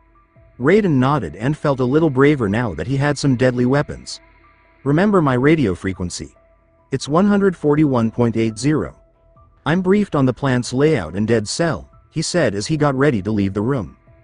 Raiden told him, got it. He then left and said, I'll call you if I need your help. I'm using nano-communication, but I can patch into your frequency. Raiden walked up the stairs and asked Pliskin, hey, what's your name? Pliskin looked up and continued to smoke. Raiden. What a strange code name. Makes up for the boring one my parents gave me. Was that a joke from the newbie with no balls? Well, maybe I'll find out what that is someday, Pliskin said with a half-hearted wave over his shoulder as Raiden left the room. Good luck, kid. You're going to need all the help you can get today. With a bridge connecting Naruto to BC, he didn't get it. He knew Fat Man, Chinaman, Old Boy, and Vamp, but not the woman. He didn't say anything about the woman being a member of Dead Cell, though. Well, it was pretty easy for him to figure out what was going on when he saw her standing in the middle of 5 Navy SEALs firing deadly full-automatic weapons at her. There's no cover, nothing. The woman was African American and had blonde hair that looked more like white hair. The woman wore a brown trench coat that was open and sat loosely on her shoulders. She also wore combat boots and a black unitard that didn't cover her legs. Not very helpful, but the fact that no matter how many bullets they fired at her, not a single one even came close to hitting her was the clearest sign possible. From the top of Strut C, Naruto watched everything and couldn't help but shake his head. So that's Colonel Jackson's wife, Helena, he said. Also, the daughter of Marine Commandant Scott Dolph, who died 2 years ago inside the tanker. And she couldn't be hit. That was so cute. Why the fuck didn't I meet her sooner if she could do this? She would have fit in with all the other weird things people in Dead Cell could do. Right next to her was President James Johnson, who was out cold. It was mean, but Naruto wished that one of those bullets that had gone off course from Fortune had hit that jerk in the knee or something, just to make him feel it a little. Naruto thought he deserved even worse than that. Fortune called out to the Navy SEALs, "Come on and put me out of my misery." She said this in a sad voice because none of them could hurt her. When there was a break in the gunfire, Vamp walked up behind her and lifted the president off the ground like he was a rag doll. He did this while carrying the briefcase he had taken from the dead Navy captain, Queen. He said hello to Fortune and then walked back past her without a word. Don't let them take the president. 12 Navy SEALs moved to get a better line of fire on Fortune. They were going to use every weapon they had from then on, shouting, "Ready explosives." The first man with a grenade launcher fired one directly at Fortune, but it just rolled to a stop at her feet, killing her. A dud? They tried shooting her from a distance, but that didn't work, so they moved straight toward her side path from the bridge that led to the president's cell inside Shell 1. They would test how well she dodged bullets by putting her much closer and not letting her shoot back. Fortune picked up a huge gun from the ground next to her and said, "Today is another bad day. Single-person railgun that can be taken anywhere." But those were said to be very, very dangerous to use. For one thing, you had to be as strong as an ox to handle the recoil. For another, the discharge that fired the rounds hurt the person who was using it. Fortune didn't care, though. "Is there anyone here who can make me happy?" asked Fortune. Without giving them any warning, she fired one shot at the Navy SEALs, which destroyed the whole bridge they were on and sent them flying apart. It sounded like a tank's gun had gone off. That didn't damage the part of the bridge that went over struts B and C, but it did damage the part that went from the middle of the bridge to the main core of Shell 1.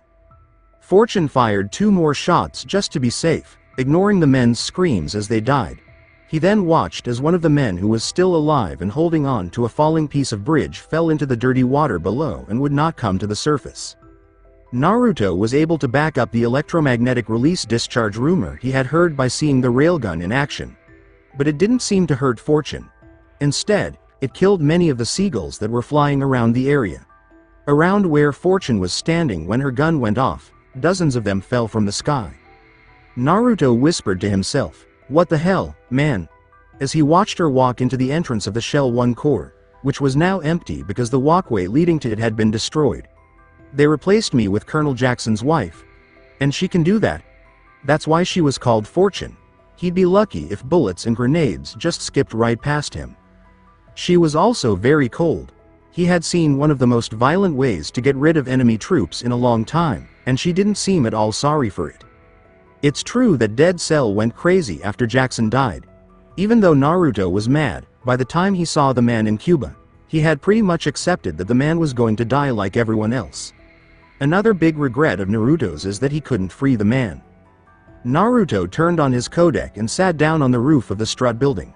"Snake, you're not going to believe what I just saw," he said.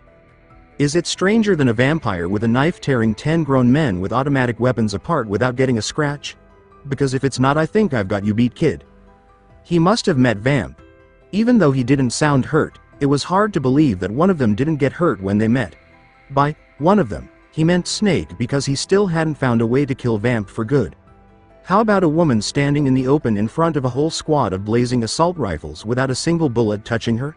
They were bending around her. "Damn. You worked in the freakiest unit."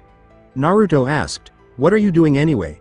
He was hiding and saw a man about his age or a little older, with white hair and a black sneaker suit, walking across the bridge. "Wait, who is this jerk?" he asked. "You're probably talking about Raiden." "Who?" "I just met him in here after Vamp murdered everyone else. Says he's in Foxhound." "So we're working with him?" "No way, you're not one of them. I have to keep an eye on him to make sure he's not one of them." "My name is Iroquois Pliskin," Naruto said. He wasn't in need of new friends, and making them made him dislike them more. Even so, Snake heard Naruto laugh over the phone as he told him what name he had given Raiden. "Why don't you come up with a better alias for yourself if you think mine is so funny?" Snake asked. "No, I think I'll just keep looking for Olga. I know she's here. There are too many Gerlukovich mercenaries here for one of her underlings to be heading this up. Way too many. Perhaps the others were there too. If he was lucky, they were. This depended on how things had gone since he met them in Russia last year. What the hell were they doing there? How likely was it that he would have to fight at least one? I seriously don't think that's a good idea. Even if you can dodge Dead Cell, she's gonna try to kill you. If she finds out I'm here sneaking around, she'll get pissed off that I'm here and hiding from her, and she'll try to kill me anyway. At least I can get a word in edgewise this way if I find her instead of the other way around." Naruto told Snake that Olga gave him a choice. Kill him or do a Patriot's mission to keep her baby safe. Since then, Snake has been trying to stop Naruto from trying to meet the woman. She was not going to talk to him at all. There was no doubt that he was the last person on Earth that she wanted to see. He was an adult, though. He was able to make his own choices, and his morals and rules for how to act did not match Snake's at all. People he considered close to him were very important to him. In fact, he didn't seem to care about himself as long as his friends were safe. It was rare for soldiers like them to show that kind of loyalty because they didn't fight, live, and see each other every day. A lot of the time, people were seen as things, or people who could be used when needed. Perhaps not as close friends that you would rush to help you at the drop of a hat. That was because men like them were often killed by it. When Snake thought about all of it involving Naruto and Olga, he felt sick and uneasy. But he wanted to dismiss that feeling as unnecessary worry. Trying to kill Naruto and keep him from helping him deal with Dead Cell would have made things worse, so he couldn't do that. He needed Naruto's help too much, and now that this unknown Raiden item was added to the mix, having a reliable partner in the field was more important than ever. "Right, well, I'm going to go keep an eye on the Raiden guy. I'm not sure how on the level he is." While his eyes started looking around suspiciously, Naruto told him, "Fine, go babysit." He could see a very long way from where he was on top of Strut C. There were guards on all but one of the connecting bridges, except for the one that Fortune had just partially laid to waste. He knew that no one could see him because no one was shooting at him and no alarms were going off, but why did he feel like someone was looking right at him? A mere thought of it made him itch. Don't bother. He still had a lot to do. In particular, they were there because they had found hard information about a brand new Metal Gear that was, based on the rumblings, bigger than any other Metal Gear that had come before it. Big Shell was where it was being built. They just had to find it first. Keeping this in mind, Naruto got off the roof because he no longer felt safe there, even though he couldn't see anyone. Naruto timed a full sprint down the side of the Strut C building while watching the guards. While Snake plays with the new guy to see if he can trust him, "I'm going to Shell too," he said. He didn't want to take a chance by having to dance with Fortune or Vamp. He was still just as fast as Vamp if he hadn't stopped training, and from what he had seen, weapons didn't seem to hurt Fortune at all when they were far away. Also, that railgun she had wasn't a joke. He wasn't going to get into a fight with those two people, who were by far the ones he was most afraid of, without first getting ready. He had to find out more about what was going on first. What were the rules for the endgame? What did Dead Cell and the Gurlukovich mercenaries really come to do? He was going to find out that, no matter what. Shell 2. Core Rooftop. Shell 2 was where most of the treatment for the polluted water took place. This was along the lower levels, where the ocean covered the underwater support areas of the struts. On the roof, however, there were several large tanks that were raised above the ground. These tanks held many of the chemicals that were used to treat the ocean water that the facility was built to clean. Someone was lying down on top of one of them, out of sight, and had the best view of the whole big shell of anyone else. They were watching Naruto start his sprint from the top of Strut C at Shell 1 all the way to under the next connecting bridge, where he stuck to the bottom and kept running. If she didn't already know that he could do that, it was pretty cool. But it wasn't his skills that caught the sniper observer's attention. "No, no, no, no, no. Why are you here?" Sniper Wolf whispered from where she was hiding in a Middle Eastern accent. "This is not good at all. Damn you, little probie." What the hell did he do there? He couldn't have known that Olga had agreed to do a job for the former US president last year unless he could see into the future, and she was sure Naruto wasn't psychic, as if that made a difference. They told him not to go there. He couldn't help anything by being there. Damn his broken heart. Why couldn't he be a mean person who only cared about himself for once? She put down her sniper rifle and stood up to leave and find Johnny or Meryl, preferably both, before someone else found out he was there and wouldn't keep that little secret to themselves. The fact that Naruto was stubborn was going to bite him in the behind, and it was likely to hurt more than just him. A big cleanup facility called Big Shell was built 20 miles off the coast of Manhattan on April 29, 2009. Its name is Shell 1 and its structure number C. Raiden's first mission as Foxhound was not going well. The man who seemed to be able to dance around gunfire like it was moving slowly toward him and the woman who made all the bullets and bombs around her useless made him feel like he was in a monster movie instead of a military operation. From what he could see, the strut he was in now was empty, but he had the feeling that someone was always watching him. He was about to lose it, but the only thing that kept him from telling the colonel was the fact that his girlfriend was listening in on his codec calls. He didn't need all that trouble. Pliskin gave him a USP pistol, which he kept ready for whatever was around the next corner. As he crept into the kitchen of a mess hall, he was glad he had a deadly weapon instead of the tranquilizer gun he had come in with because he had caught someone off guard and it was hard to hold someone up at gunpoint with a tranq. A black man crouching next to the oven heard the automatic door close and turned around. "Freeze!" Raiden yelled before the black man could even change his mind. There was an older man with no hair, a mustache, dark eyes that were sunken in, and a New York City police jacket on. "You a cop?" the man asked as he reached for the toolbox on top of the stove to help him stand up. He stood still and said, "Don't shoot. I'm not NYPD. I came in with the Bravo team. Who are you? And what happened to SEAL Team 10?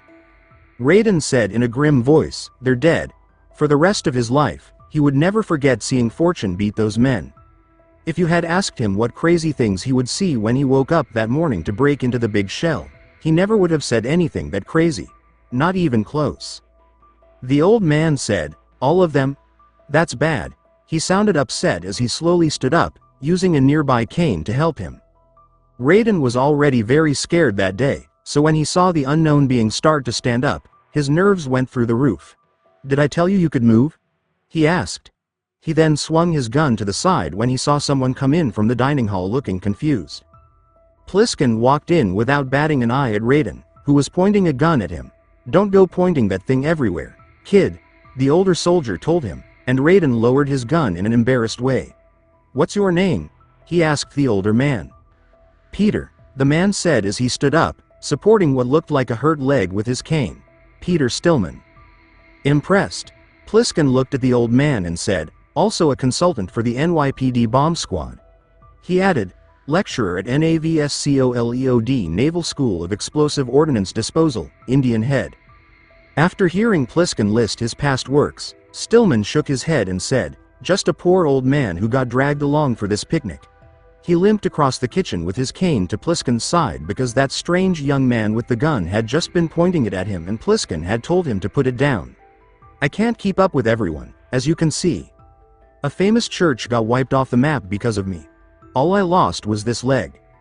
Raiden put his gun away and nodded, knowing that he had done what he was supposed to do next, which was to find the expert in bomb disposal who had come in with the SEAL team. "So you're the bomb disposal guy?" Raiden was laughed at by Pliskin, who then put his hand on Stillman's shoulder and said, "Kid, this is the bomb disposal guy. Open any explosives disposal textbook and you'll see his name." Raiden asked out loud, why did they bring him out of retirement for this? Even though he was very good, the leg he was dragging around made him very hard to use for this. At Raiden's question, Stillman looked sad, because the terrorist group here includes one of my students. The Emperor of Explosives Fat Man.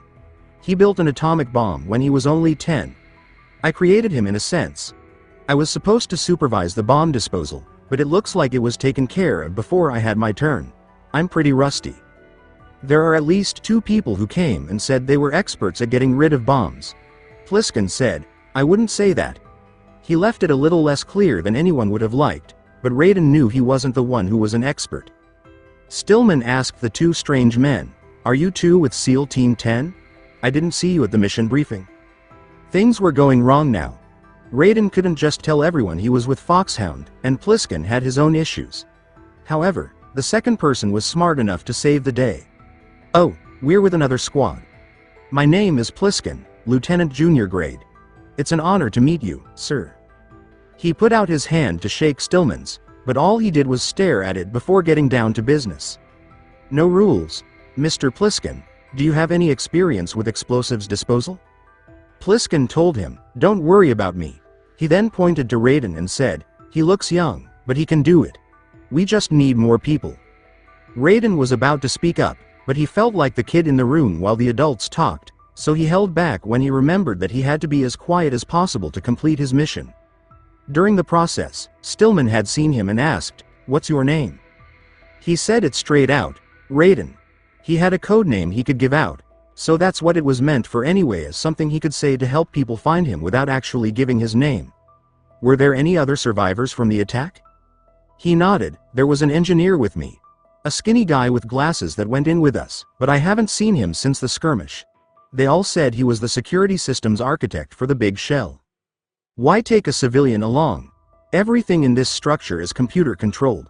He was supposed to get us past all of the security measures, and he had official orders with him." Although Pliskin smiled briefly when they talked about the systems architect, "We'll leave that for later. Right now we need to figure out how to deal with all the bombs." Their conversation meant that no one else noticed. "But there's no one left from the SEAL's EOD Explosive Ordnance Disposal squad. Raiden told us. The only SEAL who was still alive was Pliskin. He had just seen all of the others die quickly from vamp or fortune." Pliskin said, "That just means we'll have to do it ourselves." He didn't seem surprised about having to deal with explosives. However, Raiden didn't agree, saying, "But I've never defused a bomb before." Before he could continue, his codec went off, saying, "Hold on a sec." As Pliskin leaned against the wall to wait, he rolled his eyes and crossed his arms over his chest. "Off to talk with the CO again?" Raiden ignored the comment and put his hand to his ear to better hear what the colonel had to say. "Glad to hear Stillman is safe. Help him clear the C4 from Big Shell in any way you can," the colonel said. "Colonel, you know I've never been trained in bomb disposal. It's all right. The man you're working with is the best in the field. All you have to do is follow his directions. You will of course keep your identity and your mission objectives to yourself. You need to be fast as well. The enemy may retaliate for the failed assault. Get those C4s neutralized now." Why did everyone today try to get him to play with high explosives? The colonel told him, "Colonel, I'm not qualified for bomb disposal. At first, there was no answer. Then he heard the voice of a woman he knew. Jack, it's me. You can do this. Trust me. Rose? Before he could really talk to his girlfriend again, the show cut back to the colonel, who was back to work and didn't seem to care that he needed a moment to himself. You haven't had bomb disposal training per se in VR, but you're more than capable of handling C4. You're up for this. You know that. Pliskin was tired of the conversation he couldn't hear, so he asked, how about it, kid? Are the results in yet? To end it. Stillman had already gotten something ready for them to help him deal with Fat Man's explosives. Don't worry too much about this. You won't actually be dismantling the bomb. That's not for beginners. We're just going to go with a temporary freezing measure, he said, setting down 2 spray cans and 2 sensors in the middle of the kitchen counter. He also has a signature. He adds a touch of his own cologne to every bomb he builds. Pliskin asked with a shake of his head, something you taught him? Fat Man was someone he already knew from Naruto. No, that's his own quirk. Stillman began to think about his past. He wouldn't work by any rules except his own, and he followed them like a religion. And common sense wasn't one of his strong points. I thought I taught him everything I knew. I have no children of my own, and I thought I found a son in him. He had the right stuff, you know. There's something unusual about an ability like that. Even at Indian Head he got special treatment. Maybe that's what started all of this. But I didn't teach him the most important thing I had to tell him. That there are some things you have to pass on. The trick is to know which one. All I taught him were skills, and now I have to stop him from using them to destroy us all.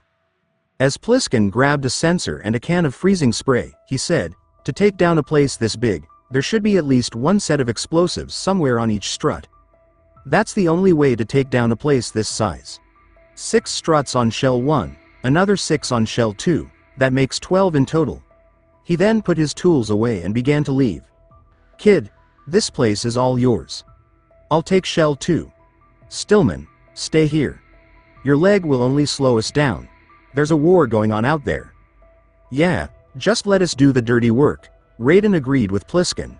You can tell us what to do over the radio like the original plan, Raiden added. Stillman limped over to a stool and sat down on it, as his comrades had asked. Fine, he said. I will teach you from here. Good luck, this one's going to be tough. As Raiden left the mess hall, Pliskin slapped him on the back and said, good luck, kid. Before leaving, he looked at the door Pliskin had used to leave with a suspicious look on his face and said, that man's not a SEAL. This left Raiden and Stillman alone. He doesn't even look like a Navy man to me. There are too many errors to count. So do you think he's a terrorist? Why do you want to know this? Raiden asked, ready to fight Pliskin to find out. The man didn't take him seriously, but that didn't mean he couldn't win. No, I'd put my money on you if I had to suspect someone on that front. Raiden looked a little nervous when he was put on the spot, but Stillman let him off the hook by saying, just take care of those bombs for now. The whole day seems like it will get worse before it gets better, even if you defuse them. Also, Shell 1 Strut E says that Naruto is 22 years old. More and more mercs. There were a lot of Gurlukovich mercenaries in the big Shell facility. Naruto had never seen so many jerks in one place. His first thought as he sneaked around was, why weren't they focusing as heavily in Shell 2 from what he had seen? Maybe because there wasn't anything there that needed to be protected. That made him even more suspicious. It seemed that years of worrying about others and PTSD would give someone night terrors that would keep them from sleeping well. Places that didn't seem to need guards usually did. He really didn't care about Snake's huge, showy plan to hurt the country. Naruto would get involved with that after he took care of his own reason for coming to Big Shell today. He needed to find Olga and keep her alone. He also needed to figure out how to help her and his friends avoid being destroyed. What was he supposed to do? He had to get in touch with one of his friends, but how could he do it without anyone knowing? For him to figure out how to meet up with a friend, he had to go all the way through Shell 1 except for the heavily guarded core building. And he went to the bathroom that was closest. Lucky for him, a familiar set of painful groans filled the bathroom, and a fully dressed Gurlukovich mercenary quickly entered one of the stalls, slamming the door behind him and not stopping to look around. If the newcomer had, they might have seen that someone was hiding in the ceiling corner of the bathroom as he entered. Naruto stood still for more than 10 minutes, but he wished he had found a place to hide outside. He was still having stomach problems, man. You should see a doctor.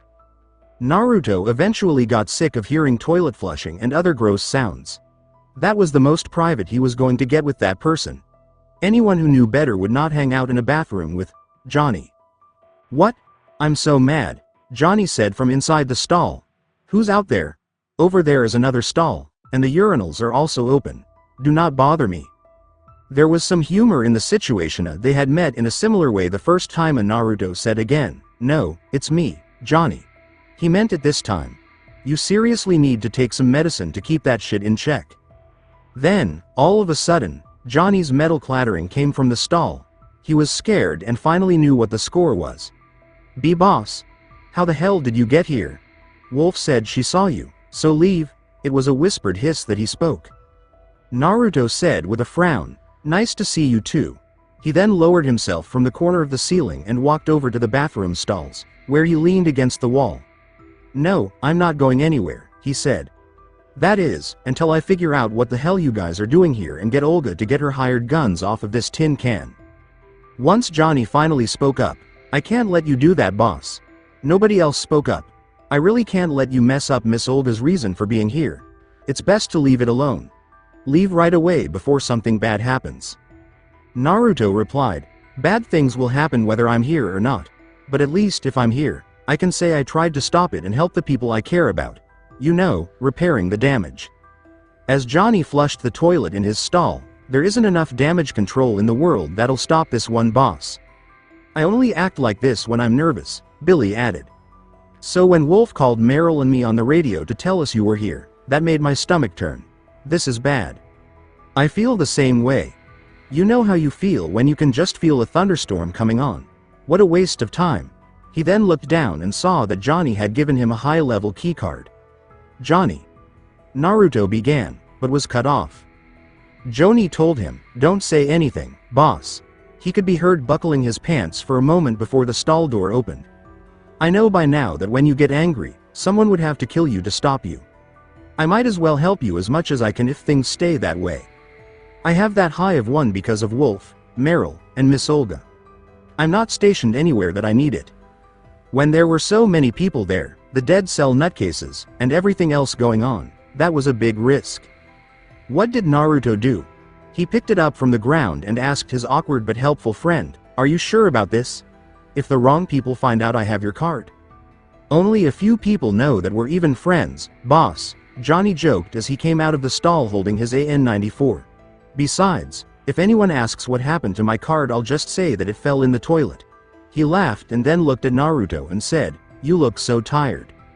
He didn't agree or disagree with what was said. He just grunted back, I can't tell what you look like right now because you're always wearing that damn mask. He looked at the card and saw that Johnny had stuck his radio frequency on the back of it with tape. I guess I'll call you if something's up. What is Olga's frequency, though? Are you really going to tell her that you're calling her out of the blue when you haven't called her in 2 years? You make a good point. I thought you said you were bad with women. Not when they're already mad, I'm not. I've done that before.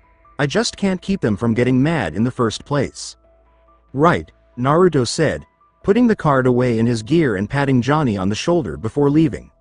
Here's hoping no one shoots me when they finally see me, he said as he walked out of the bathroom to keep looking for more of his friends. Oh, if you want to find someone, Meryl might be the easiest person to look for, Johnny said with a nod and a point. She's in charge of patrols in Shell 2A, I think. Strut H. There was no answer, and Johnny couldn't find Naruto outside the bathroom. I hate it when he does that, he sighed, then looked around and pulled out his radio. I just saw him. He's going Shell 2A again, he said. Sniper Wolf replied over her radio, that's not good. Call him and tell him to come back. I can't stop him from sniping the way he crosses the bridges. The bullets I use are too powerful to bounce off of that metal. He was about to do that when he remembered something important. His blushing face was hidden by his balaclava mask. I forgot to ask him for his new codec frequency and just gave him radio frequency instead, he said. Hi Johnny. I forgot because I was scared in the bathroom. Johnny reasoned in return. Didn't anyone else ever screw up? It happened to him all of the time. Even if Wolf told him and Meryl that Naruto was there, it was terrifying to come face to face with the man while on the damn toilet. What's the big deal anyway? That shell doesn't even have Miss Olga in it. She's in this one, and it's in the core building. They are not even close to each other. Old Boy and the Fallschirmja unknown currency Gear were told to patrol Shell 2, was all Sniper Wolf had to say to explain it. After a while, a Shell 2A strut J. What? Naruto asked quietly, yet his voice was stunned. Bombs. Naruto had seen Snake while he was moving through Shell 2 because he saw a cardboard box in a place it didn't belong. This is an old Solid Snake game that still works for Snake when he needs to hide himself in a weird situation. From there, Snake told Naruto some bad news. Bombs had been set off all over the big shell. With Fat Man there, it wasn't a surprise that bombs had been set off somewhere, but it was still wrong. He trained Fat Man too, so if anyone would know, it would be him, Snake said to confirm. Heard it from the best bomb disposal expert around. There is a bigger set somewhere in this shell that I'm looking for. I found all the ones with Fat Man's traces. Naruto frowned when he thought about having to work on a bomb, especially one that Fat Man had made. I'm not really much for bomb disposal, he said. I mean, I know how to get around if I need to, but other than that. He began to speak, but his words fell off. Snake told him, don't worry about it, and waved him off. While I do this, Shell, the kid from Raiden, does the other. But the bombs aren't important yet, he said with a thoughtful look. They've all been somewhere, like a bathroom or a storage closet. That kind of thing. Fat Man liked putting weak explosives in strange places, because he did it himself. Everyone in Dead Cell had to check their stuff often to make sure Fat Man hadn't hidden a bomb in their bags, under their beds, or under the table in the common area. Those aren't the real ones, Naruto said. That's just him being a jerk. He knew what terrorist things Dead Cell was supposed to do, check somewhere structural. Snake didn't know much about building structures like Thesa. The whole thing looked dangerous and unstable to him, so how could he tell the difference? Damn it. Otacon had to deal with his own problems during the mission for now. He gritted when he realized what Snake's frown meant. Call Catherine. She has the stolen plans for Big Shell on her computer just like Otacon, so get the information from her. He hoped he wasn't that grumpy when he was Snake's age, which was only 37 years old. Although Snake didn't like that Naruto's civilian sister had joined philanthropy, there wasn't any other choice and she wasn't that bad. He still didn't like having untrained specialists handle his stuff, though. The only real link she had to the military was being the daughter of the person who had helped train him and Naruto. Snake said, I'll remember that. I'll call Peter Stillman and see what he tells me to do. An expert would know more about bombs and how to get rid of them than anyone else. Naruto moved his hand as the two of them split up and said, whatever. Don't be tight-lipped if you get into trouble. Snake grunted in response, but Naruto already knew that the man wouldn't call for help unless the mission depended on something happening or not happening. Special Forces, you guys. He already had something to do, and Snake could go around disarming C4 bombs without his help. It didn't matter if Fat Man planted the bombs, he needed to find someone else. As Johnny had told him to, Naruto made his way to the right strut of Shell 2 to find her. As he carefully walked through the halls, ready to react to any sound or strange feeling that came his way, he had to remind himself that he had no idea why Shell 2 was so empty. However, Naruto couldn't use anything inside Strut H because it wasn't meant to be a military base. The terrorists who took over the big shell did bring some of their own weapons and gear, but they didn't store it there. Instead, they kept chemicals and equipment used to treat ocean water inside. Yeah, the Patriots had a lot of money to waste on just making things look good if they paid for all of this work. But if they had enough money to sink a whole tanker to frame him and Snake, they had enough money for anything. That's why the economy was in such bad shape. They ran the whole country, so it's clear they used federal money to pay for all of that cover-up stuff. Naruto hid from everyone in the big, crowded warehouse by rising above the shelves, which made it feel like a maze for people who couldn't do what he could. But it wasn't necessary. The only soldiers he saw there were talking to someone about something he could barely hear.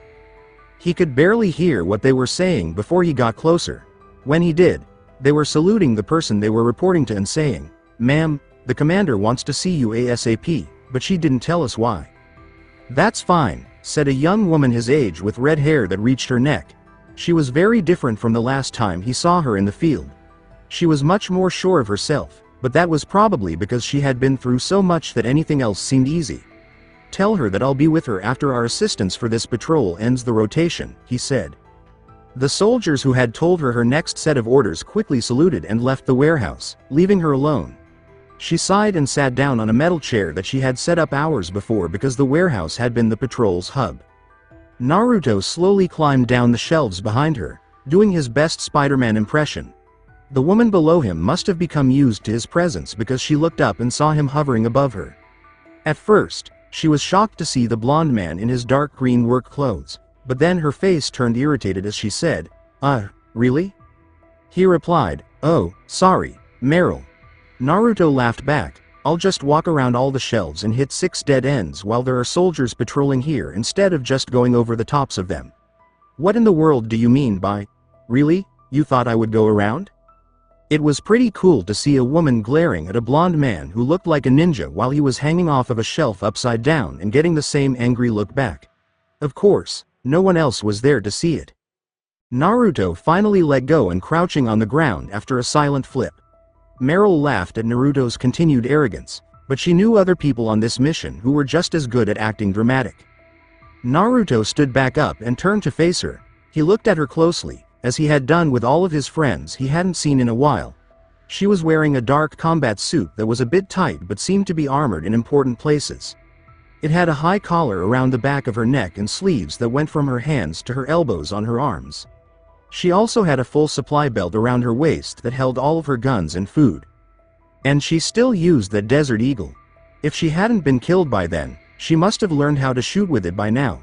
She even had another one with a longer barrel and a scope on it, which made Naruto's eye twitch. Naruto said to the loud weapon, "I thought I told you a million times to drop that hand cannon." Meryl wasn't good at working alone and in stealth, which was what he had to do most of the time. At the very end of her sentence, Meryl sternly poked Naruto in the middle of the chest and said, "I thought I told you to stay away." Her face softened, and she hugged him and said, "Damn it, it's good to see you alive though." Even though they were the same age, Naruto was kind of like a mentor to her. She would never tell him or anyone else that, though, and they became close friends during Shadow Moses. Having him disappear twice for more than 3 years did make her nervous, though. Her stomach felt a little better when she saw him there, even though things were different from when they had talked about him before. At least she knew he was still alive and well. "You too," Naruto replied. He then hugged her back and thought about how much stronger she felt than the first time they met. He took a step back and said, "You look really good, you know. The color gunmetal is definitely yours." He got hit in the shoulder for that compliment, though. "Eyes off my tits, you womanizing You're so stubborn," he said, trying to lighten the mood, but there wasn't much to lighten. "It's bad, Naruto. It's really bad. This is really messed up." "What?" "Everything." All of a sudden, Meryl yelled, "Olga's baby is involved in some way. Do you remember what the deal was?" How could he forget? Either Olga completes some big secret mission or kills him, because if she doesn't, her child will die. But who the hell was making sure that this was the mission that was meant to be done? So you have to get what the leader calling himself Solid Snake wants or the kid doesn't make it. That had to be the mission. It covered everything else. What could be a bigger mission? So does that mean that the guy running this thing is one of the Pat? Meryl mumbled, "We don't know." She wanted to throw her chair through something, but she had to keep it together. And he's definitely not Solid Snake, that's just an alias he's using until he gets what he wants, and it doesn't matter anymore. His code name before this was Solidus Snake. Naruto crossed his arms and said, "Original. What was with all the names that involved snakes? Didn't anyone have any creativity left? If only he could choose his own codename," he thought. "Oh man, that would have been really cool." Meryl seemed to feel the same way because she didn't like how she talked about the leader of the whole thing. "I know, right? We know him better as something else, though. This person is George Sears, who was president before Shadow Moses. That guy again. First in France, then in Sierra Leone, and finally back in New York City. Espionage was one thing, but 'I really hate my government' was getting silly. I thought you didn't claim being American. Okay. Then I hate your government." Naruto didn't want to kill or stab Johnson, who was president at the time, but Sears was quickly moving to the top of the list. So if this fails, everything goes to hell, was his message. What the hell does he want? And was it something that could be given free of charge? Meryl answered right away. A new type of Metal Gear, something aquatic. I don't know much else about it.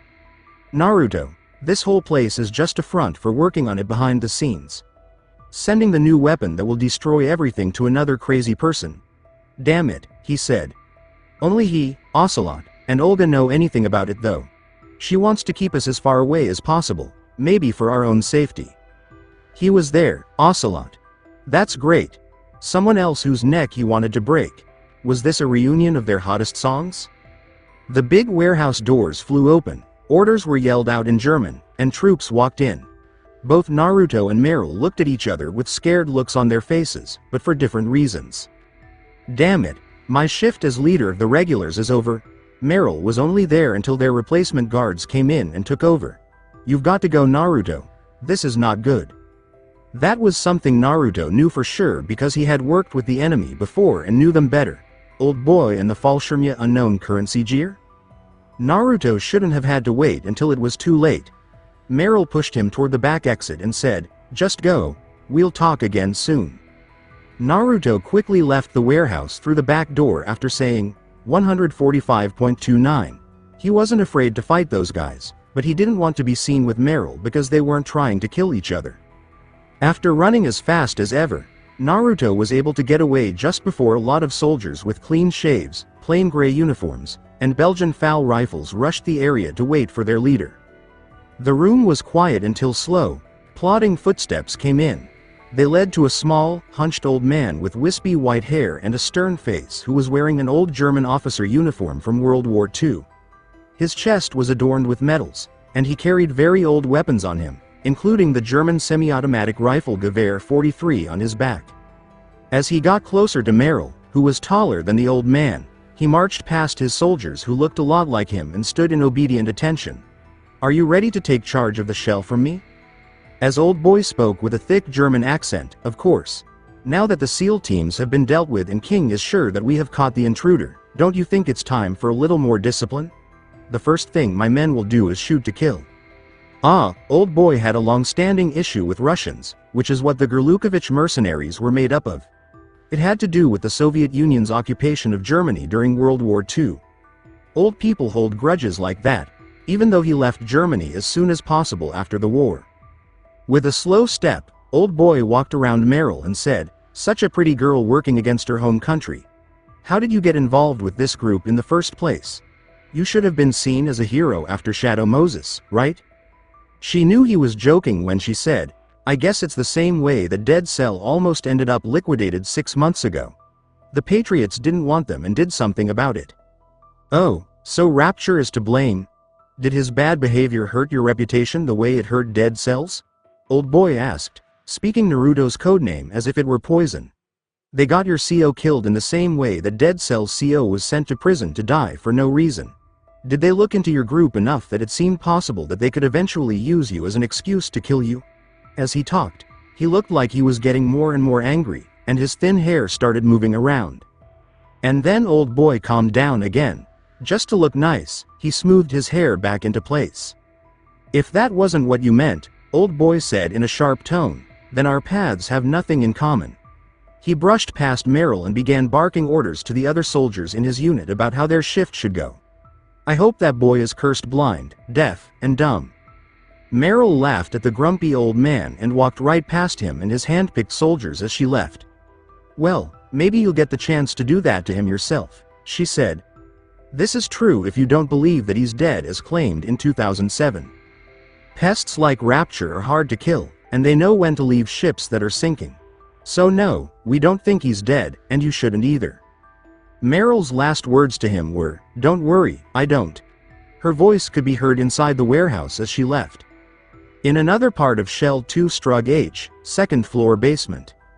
Snake, you need to stop looking right now and get the hell out of Shell 2 altogether. Too much girl talk in his ear. What was the point of Otacon having to be there and leaving him with Naruto's sister, running support? She was a good girl who knew herself, but she had no business being near a battlefield. I can't. I'm supposed to be looking around the bottom of Strut H. Pete thinks there's something down here, she said. Heard Naruto's voice over Snake's codec instead of Catherine telling him to leave. Grr. That's a structural spot. We can't just leave it alone if there could be bombs there. Silence fell for a moment. Fine. Be careful and search.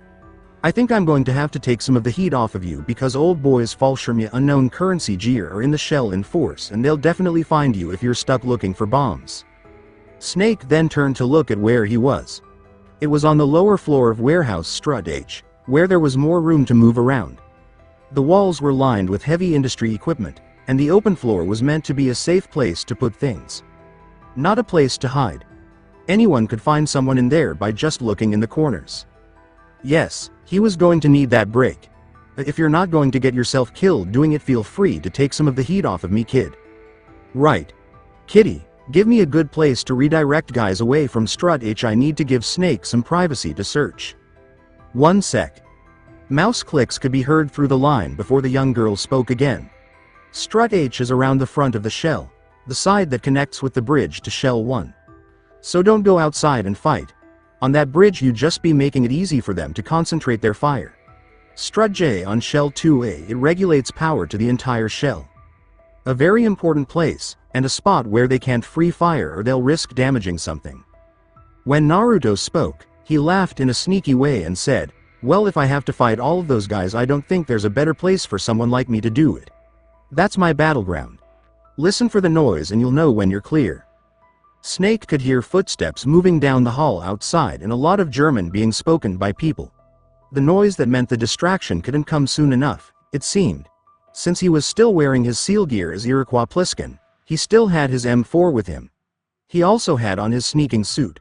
So, a firefight was not what the doctor would have asked for. There was not a single defensive position in the room. Nice.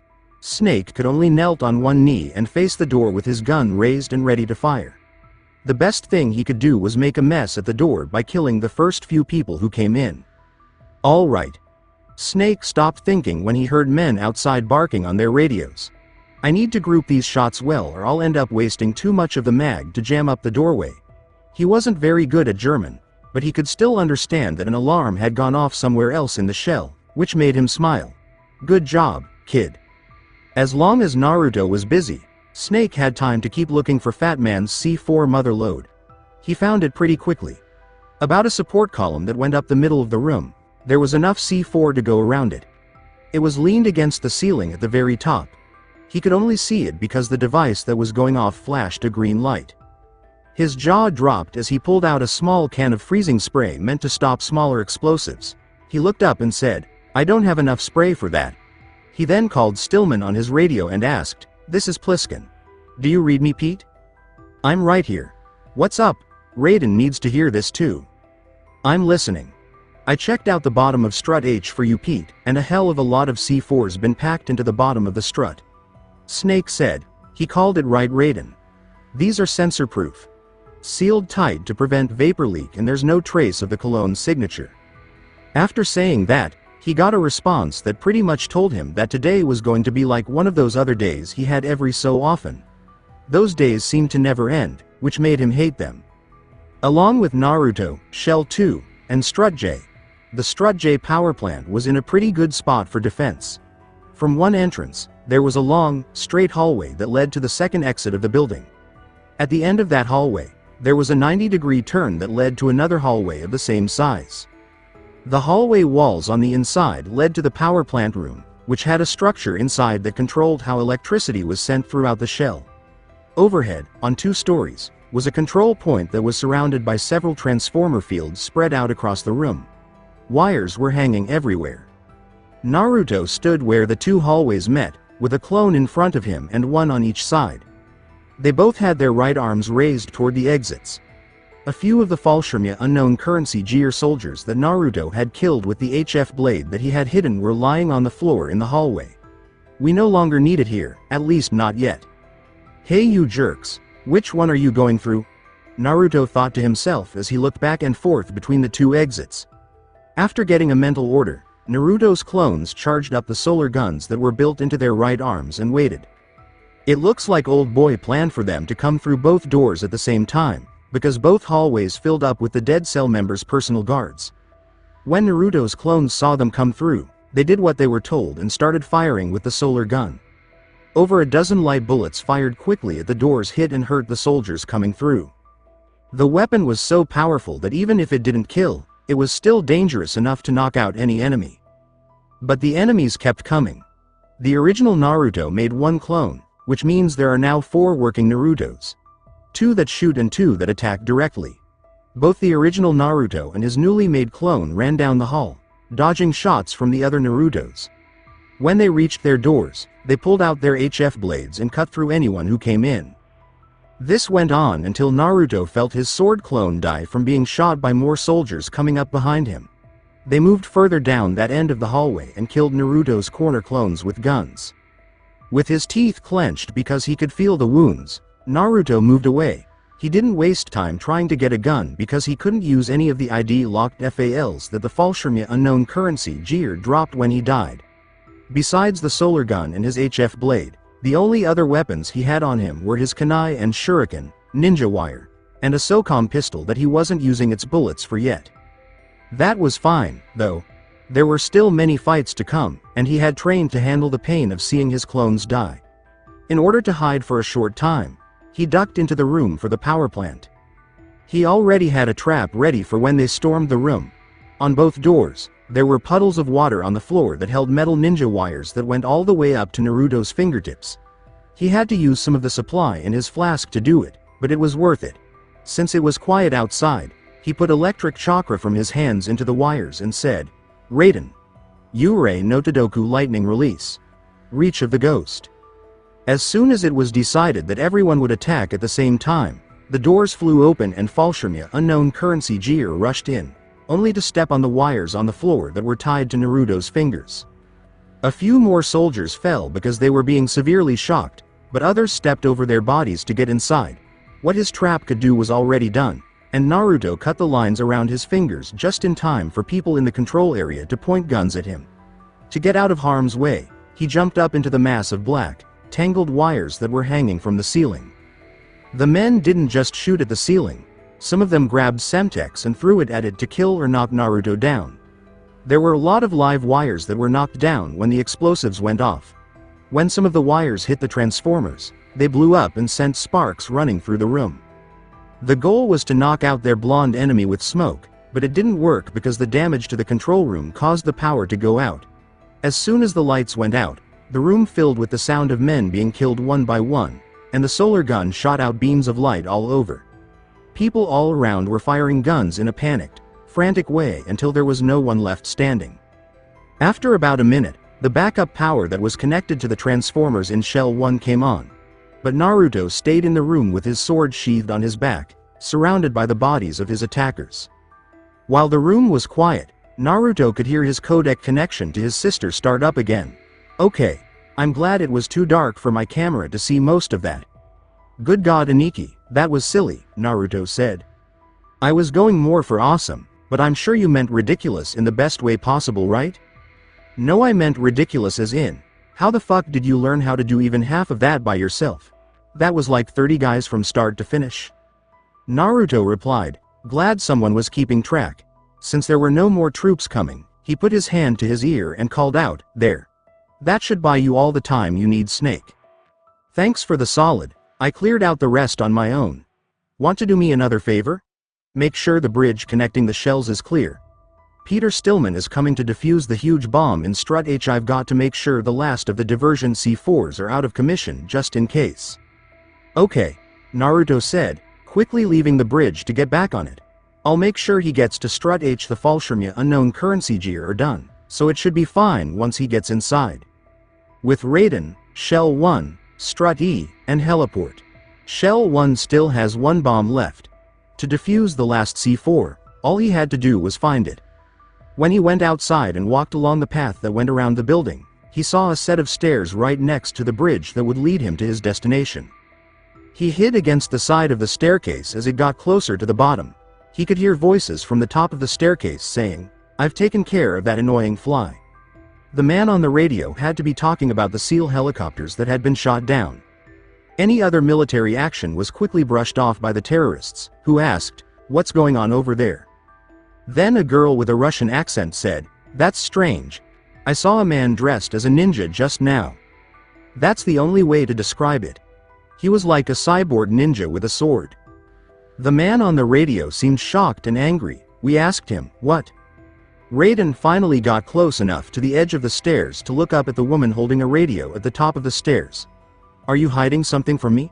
she asked her sharply. "Olga, are you sure it wasn't an Arsenal Tengu?" Raiden could clearly see her face, even though the sun was shining in his eyes from that angle. "Don't be a fool. You think I wouldn't know the difference?" She wore combat boots, a gray camouflaged uniform with the jacket half open, and a harness with a belt that held 2 handguns, one at her chest and one at her waist. Her silver hair was shoulder length. The scar that ran diagonally across her face made her look very pretty, even though it was easy to see. "I've never seen field gear like that before." "All right, we'll intensify patrols. Anything else?" As she talked, she turned around and paced around the helipad stairs. "Actually, one more thing. I saw a man hiding under a cardboard box." Raiden saw this as a chance to get closer and possibly hold this Olga woman as a prisoner. "Where?" "On the connecting bridge to Shell 2. Olga waited for a moment of silence before asking again, "So you believe me this time?" "I've seen someone use that box trick before. Don't worry, I'll have a trap set for the Shell 2 connecting bridge." Over and out then. Raiden decided to act when Olga turned on her radio. He swung around the corner and pointed his USP pistol at Olga from the top of the stairs. He caught her off guard by telling her, "Freeze." He told someone else for the second time that day, "You must be one of Dead Cell." Olga looked down at Raiden from the top of the stairs as if he were some kind of cute animal that didn't belong at Big Shell. Of course not. What a thing to say. Did she look like she had weird powers or an obsessive personality? It was hard to see that Olga had a gun in her hand until she turned to face Raiden because of the sun's glare. As soon as he did, he told her to drop your gun. He saw it that late. Olga thought to herself as the sun beat down on her back. After realizing the reason, she smiled at the person who was trying to grab her and said, "HN. Not a chance." Without waiting another second, Olga did something amazing. She side-flipped over the railing at the top of the stairs. Raiden fired 2 shots at her and then became scared as he watched her fall off the strut and into what looked like water inside the oil fence. She was not going to make it through that. When he quickly went up the stairs and looked down, there was no sign of the woman. Raiden asked himself in a whisper, "What the hell?" He then sat down on the stairs and called Pliskin, the only person he had with him in the field, on his codec. "I saw a female soldier. Russian. Must be Olga Gerlukovich. How do you know?" he asked as he looked over all the different-sized supply crates on top of the helipad. In the end, he found a Harrier right in the landing zone. He smirked as he looked under it and saw C4. He started to freeze spray it with a happy grin on his face. "Unlike you, I've been briefed. She leads a Russian private army. You'd better watch yourself with her, she's a tough one." The way she dodged him and got away in a way that he was sure he couldn't follow made her look tough. It didn't look like there was anything to hold on to over the side of the stairs, and that water was so cold that you couldn't swim in it even if you fell in. "Huh. The last C4 is frozen. You're way ahead of me, kid. I've still got 1 C4 to go and Pete just got here." Raiden remembered what he had heard and said, about Pete. There's supposed to be a trap on the bridge that connects Shell 1 and Shell 2. A trap on the bridge? With Naruto a Shell 1, Shell 2 connecting bridge? Anakia. When Naruto's sister spoke to him through his codec, he quickly tapped his belt, where Catherine had hidden a small camera so she could watch for as long as possible. "Yeah, I know. It's not like we didn't expect something like this to happen eventually, right?" From that bridge, it was easy for Pierre Stillman to get to Shell 2. But it didn't seem to matter because right after he did that, Naruto looked across the bridge and saw Old Boy waiting for him. Old Boy's face was wrinkled and small, but he seemed to know that Naruto was there. The bridge had a lower part and an upper part. There were side catwalks under the upper part so that people could see the water being treated better below. Naruto hid inside one of the strut shades that led straight to the bridge. He might have been able to go back inside. There was no need for a fight to happen. He didn't care, though. His secret life had been a secret for a few years now. It might be nice to go outside and see the light for once. It could be a trap. Old boy, he's a legend internationally.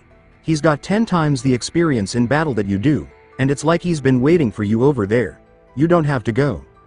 Naruto looked at his solar gun to see how much power was left and said, I'm not afraid of old boy, even if he is smarter than me. It didn't matter. He could just charge it in the sun through his suit. Kitty, let's see what's up here. Walking across the bridge to the other side, old boy's face changed when he saw Naruto walk out. He didn't seem scared about what was happening. Still as stubborn as ever. I see. Time doesn't teach us some things after all. Rapture? He said loudly to fill the space between them. Hey old boy, Naruto said in a loud voice, giving him a serious look. You look old. Even the smart old German man seemed to know how deep he was in with the members of Dead Cell.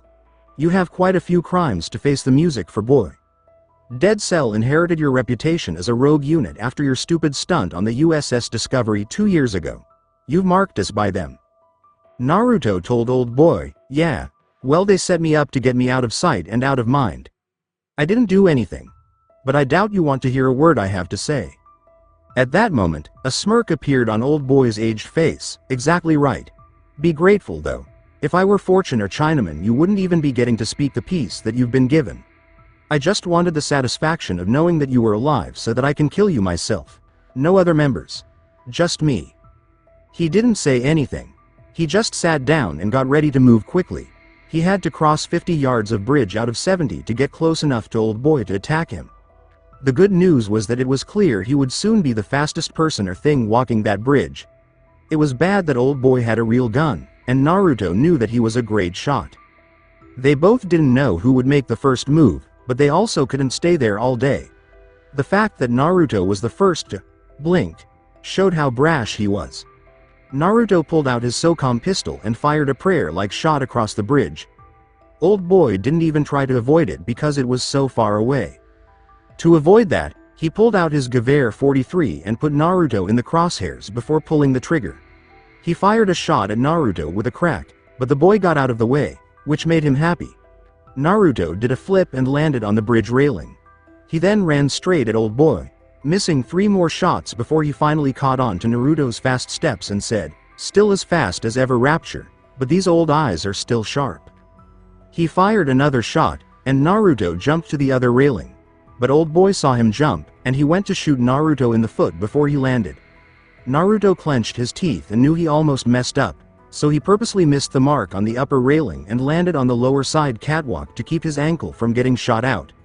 Not having that kind of help was already a bad thing for him. Old boy leaned over the edge of the bridge at the end of the catwalk and fired 3 shots at Naruto. The young man quickly ducked back to avoid the angled shots, so old boy ducked back up. Something that looked like a single stick flew over the top and landed on the catwalk next to Naruto.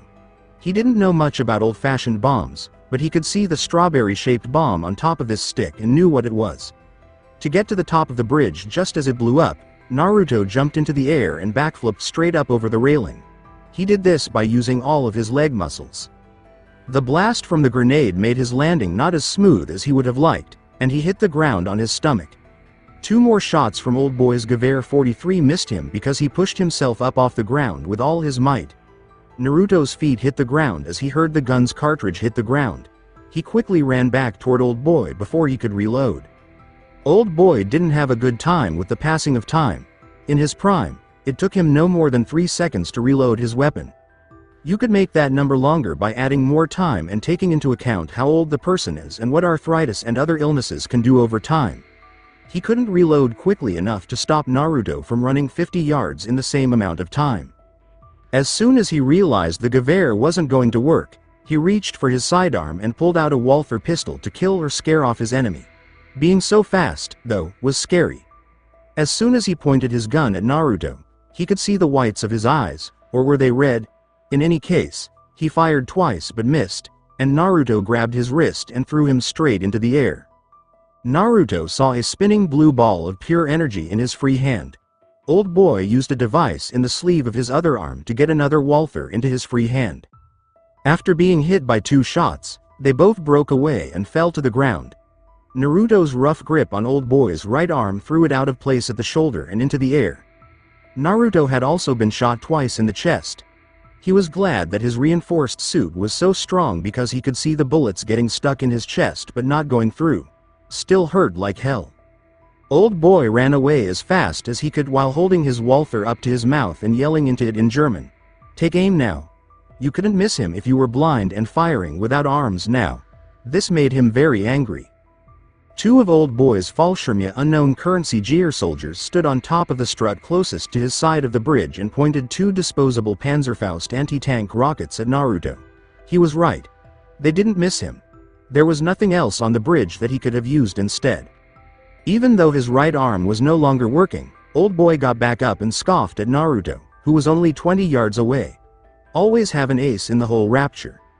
Even if I can't beat you, you'll still die here," he said. Naruto asked himself, "Do you really blame me that much?" Older people like old boy thought they had everything under control in battle and loved putting their enemies down because they were sure they had everything under control. You had to find a way to have fun in a fight. But Naruto didn't wait for an answer.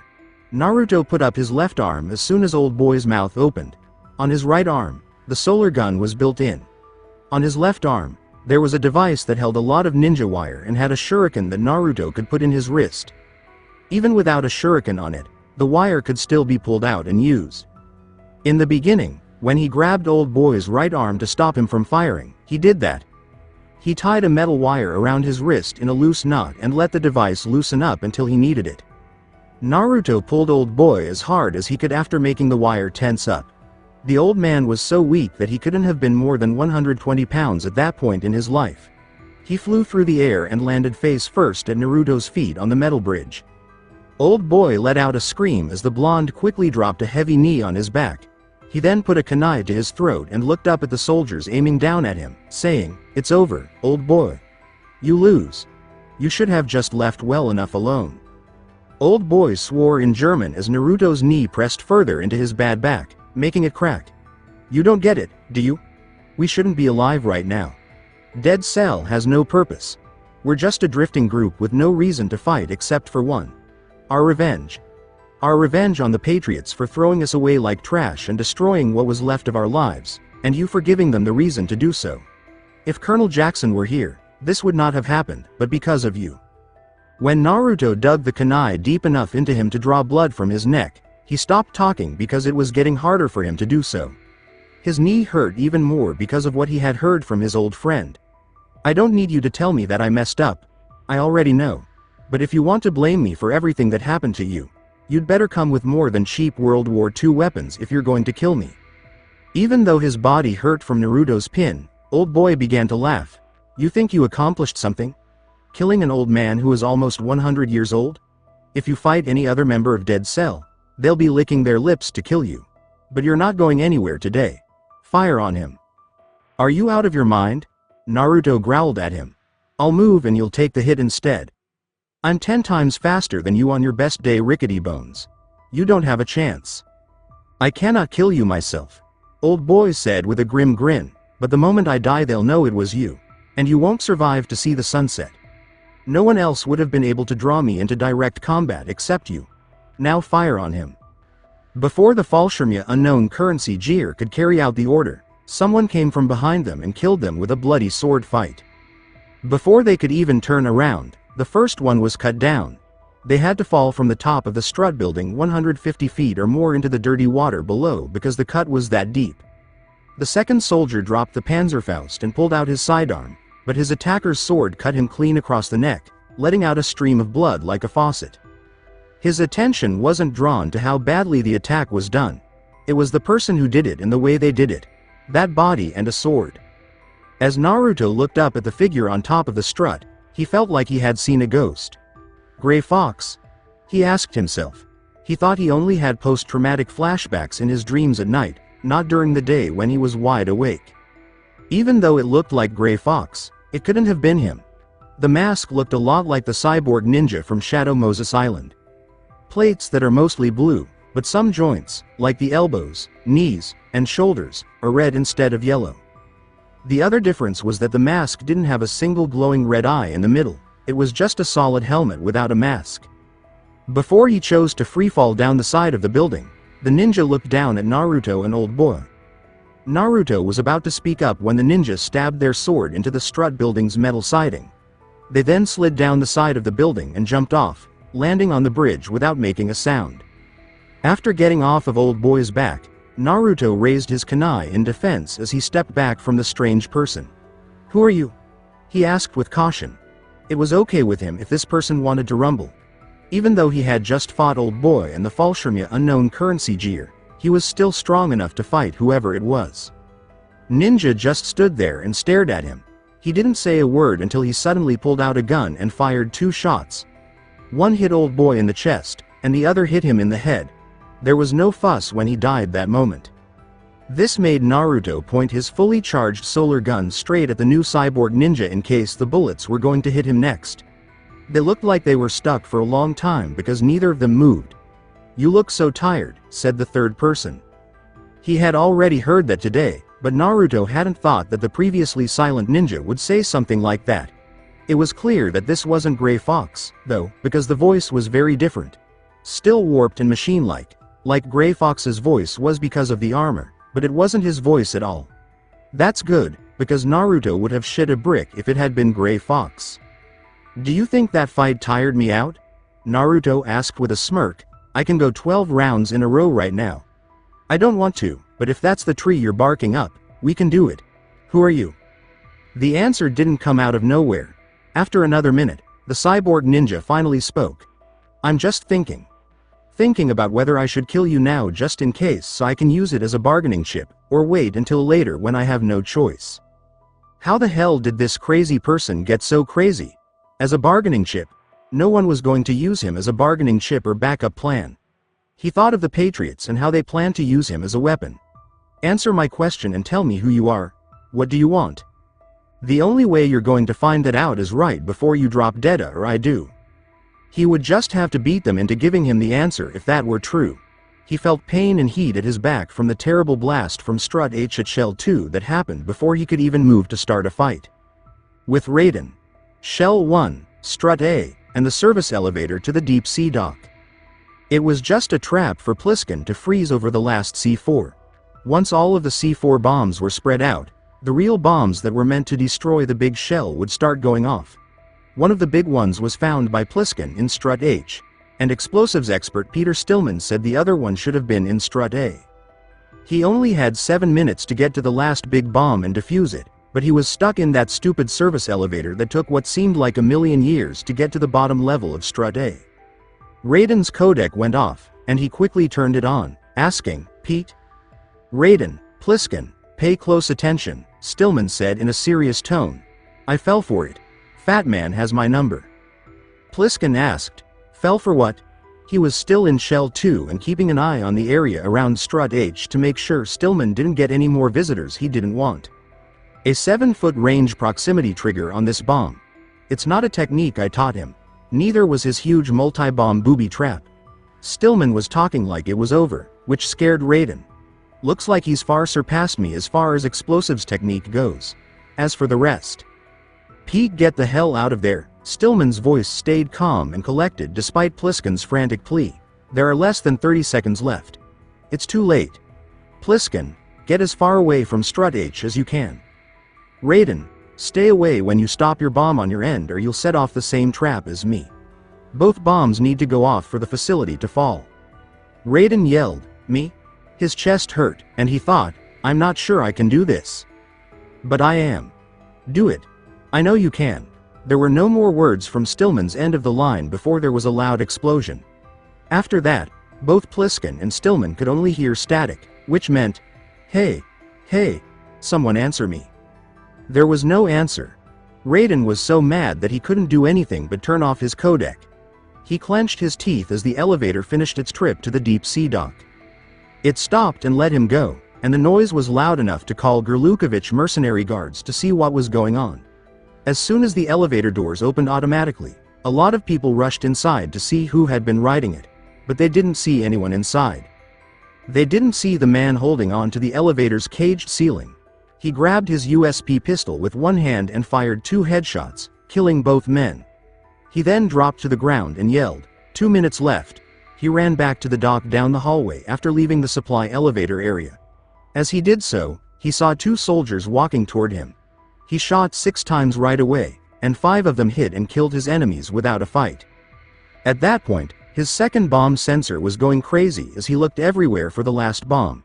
It had never been stronger than when he got to the deep sea pool he used to get into the building. It was lifted off the ground and put into the water.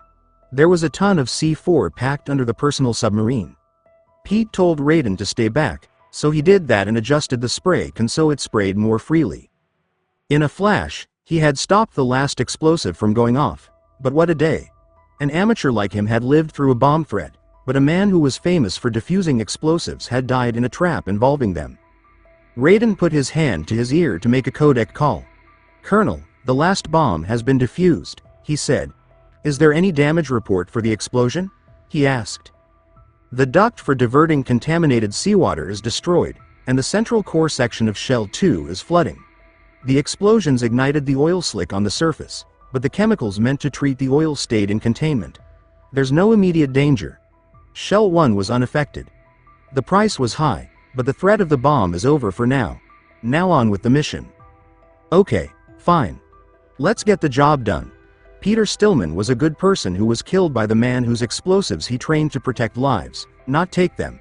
As he slowly walked back through the deep sea dock and into the hallway, all he could think about was this. Even a fool would know that Pete wasn't trying to teach Fat Man how to make perfect explosives. So what made him think it was okay to become a bomber? In the end, people did what they wished. The generation before them could only lead them. They could end up anywhere if the reins were too loose. On the other hand, if they were held too tight, the next generation would hate the generation before it and attack first. When did he really try to become a social analyst? As if he had any right to guess about something like that. His job was not to think deeply, but to fight. "Raiden, the terrorists have retaliated for our bomb neutralization." The colonel's sudden news made him slow down. "A hostage has been killed. Shot in the head.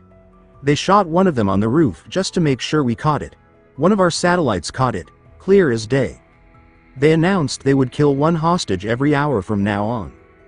Oh no, he was the one who asked, "What are my orders? What should I do?" "Stay with your mission objective. Rescue the president? What about the other hostages? President Johnson is your first priority."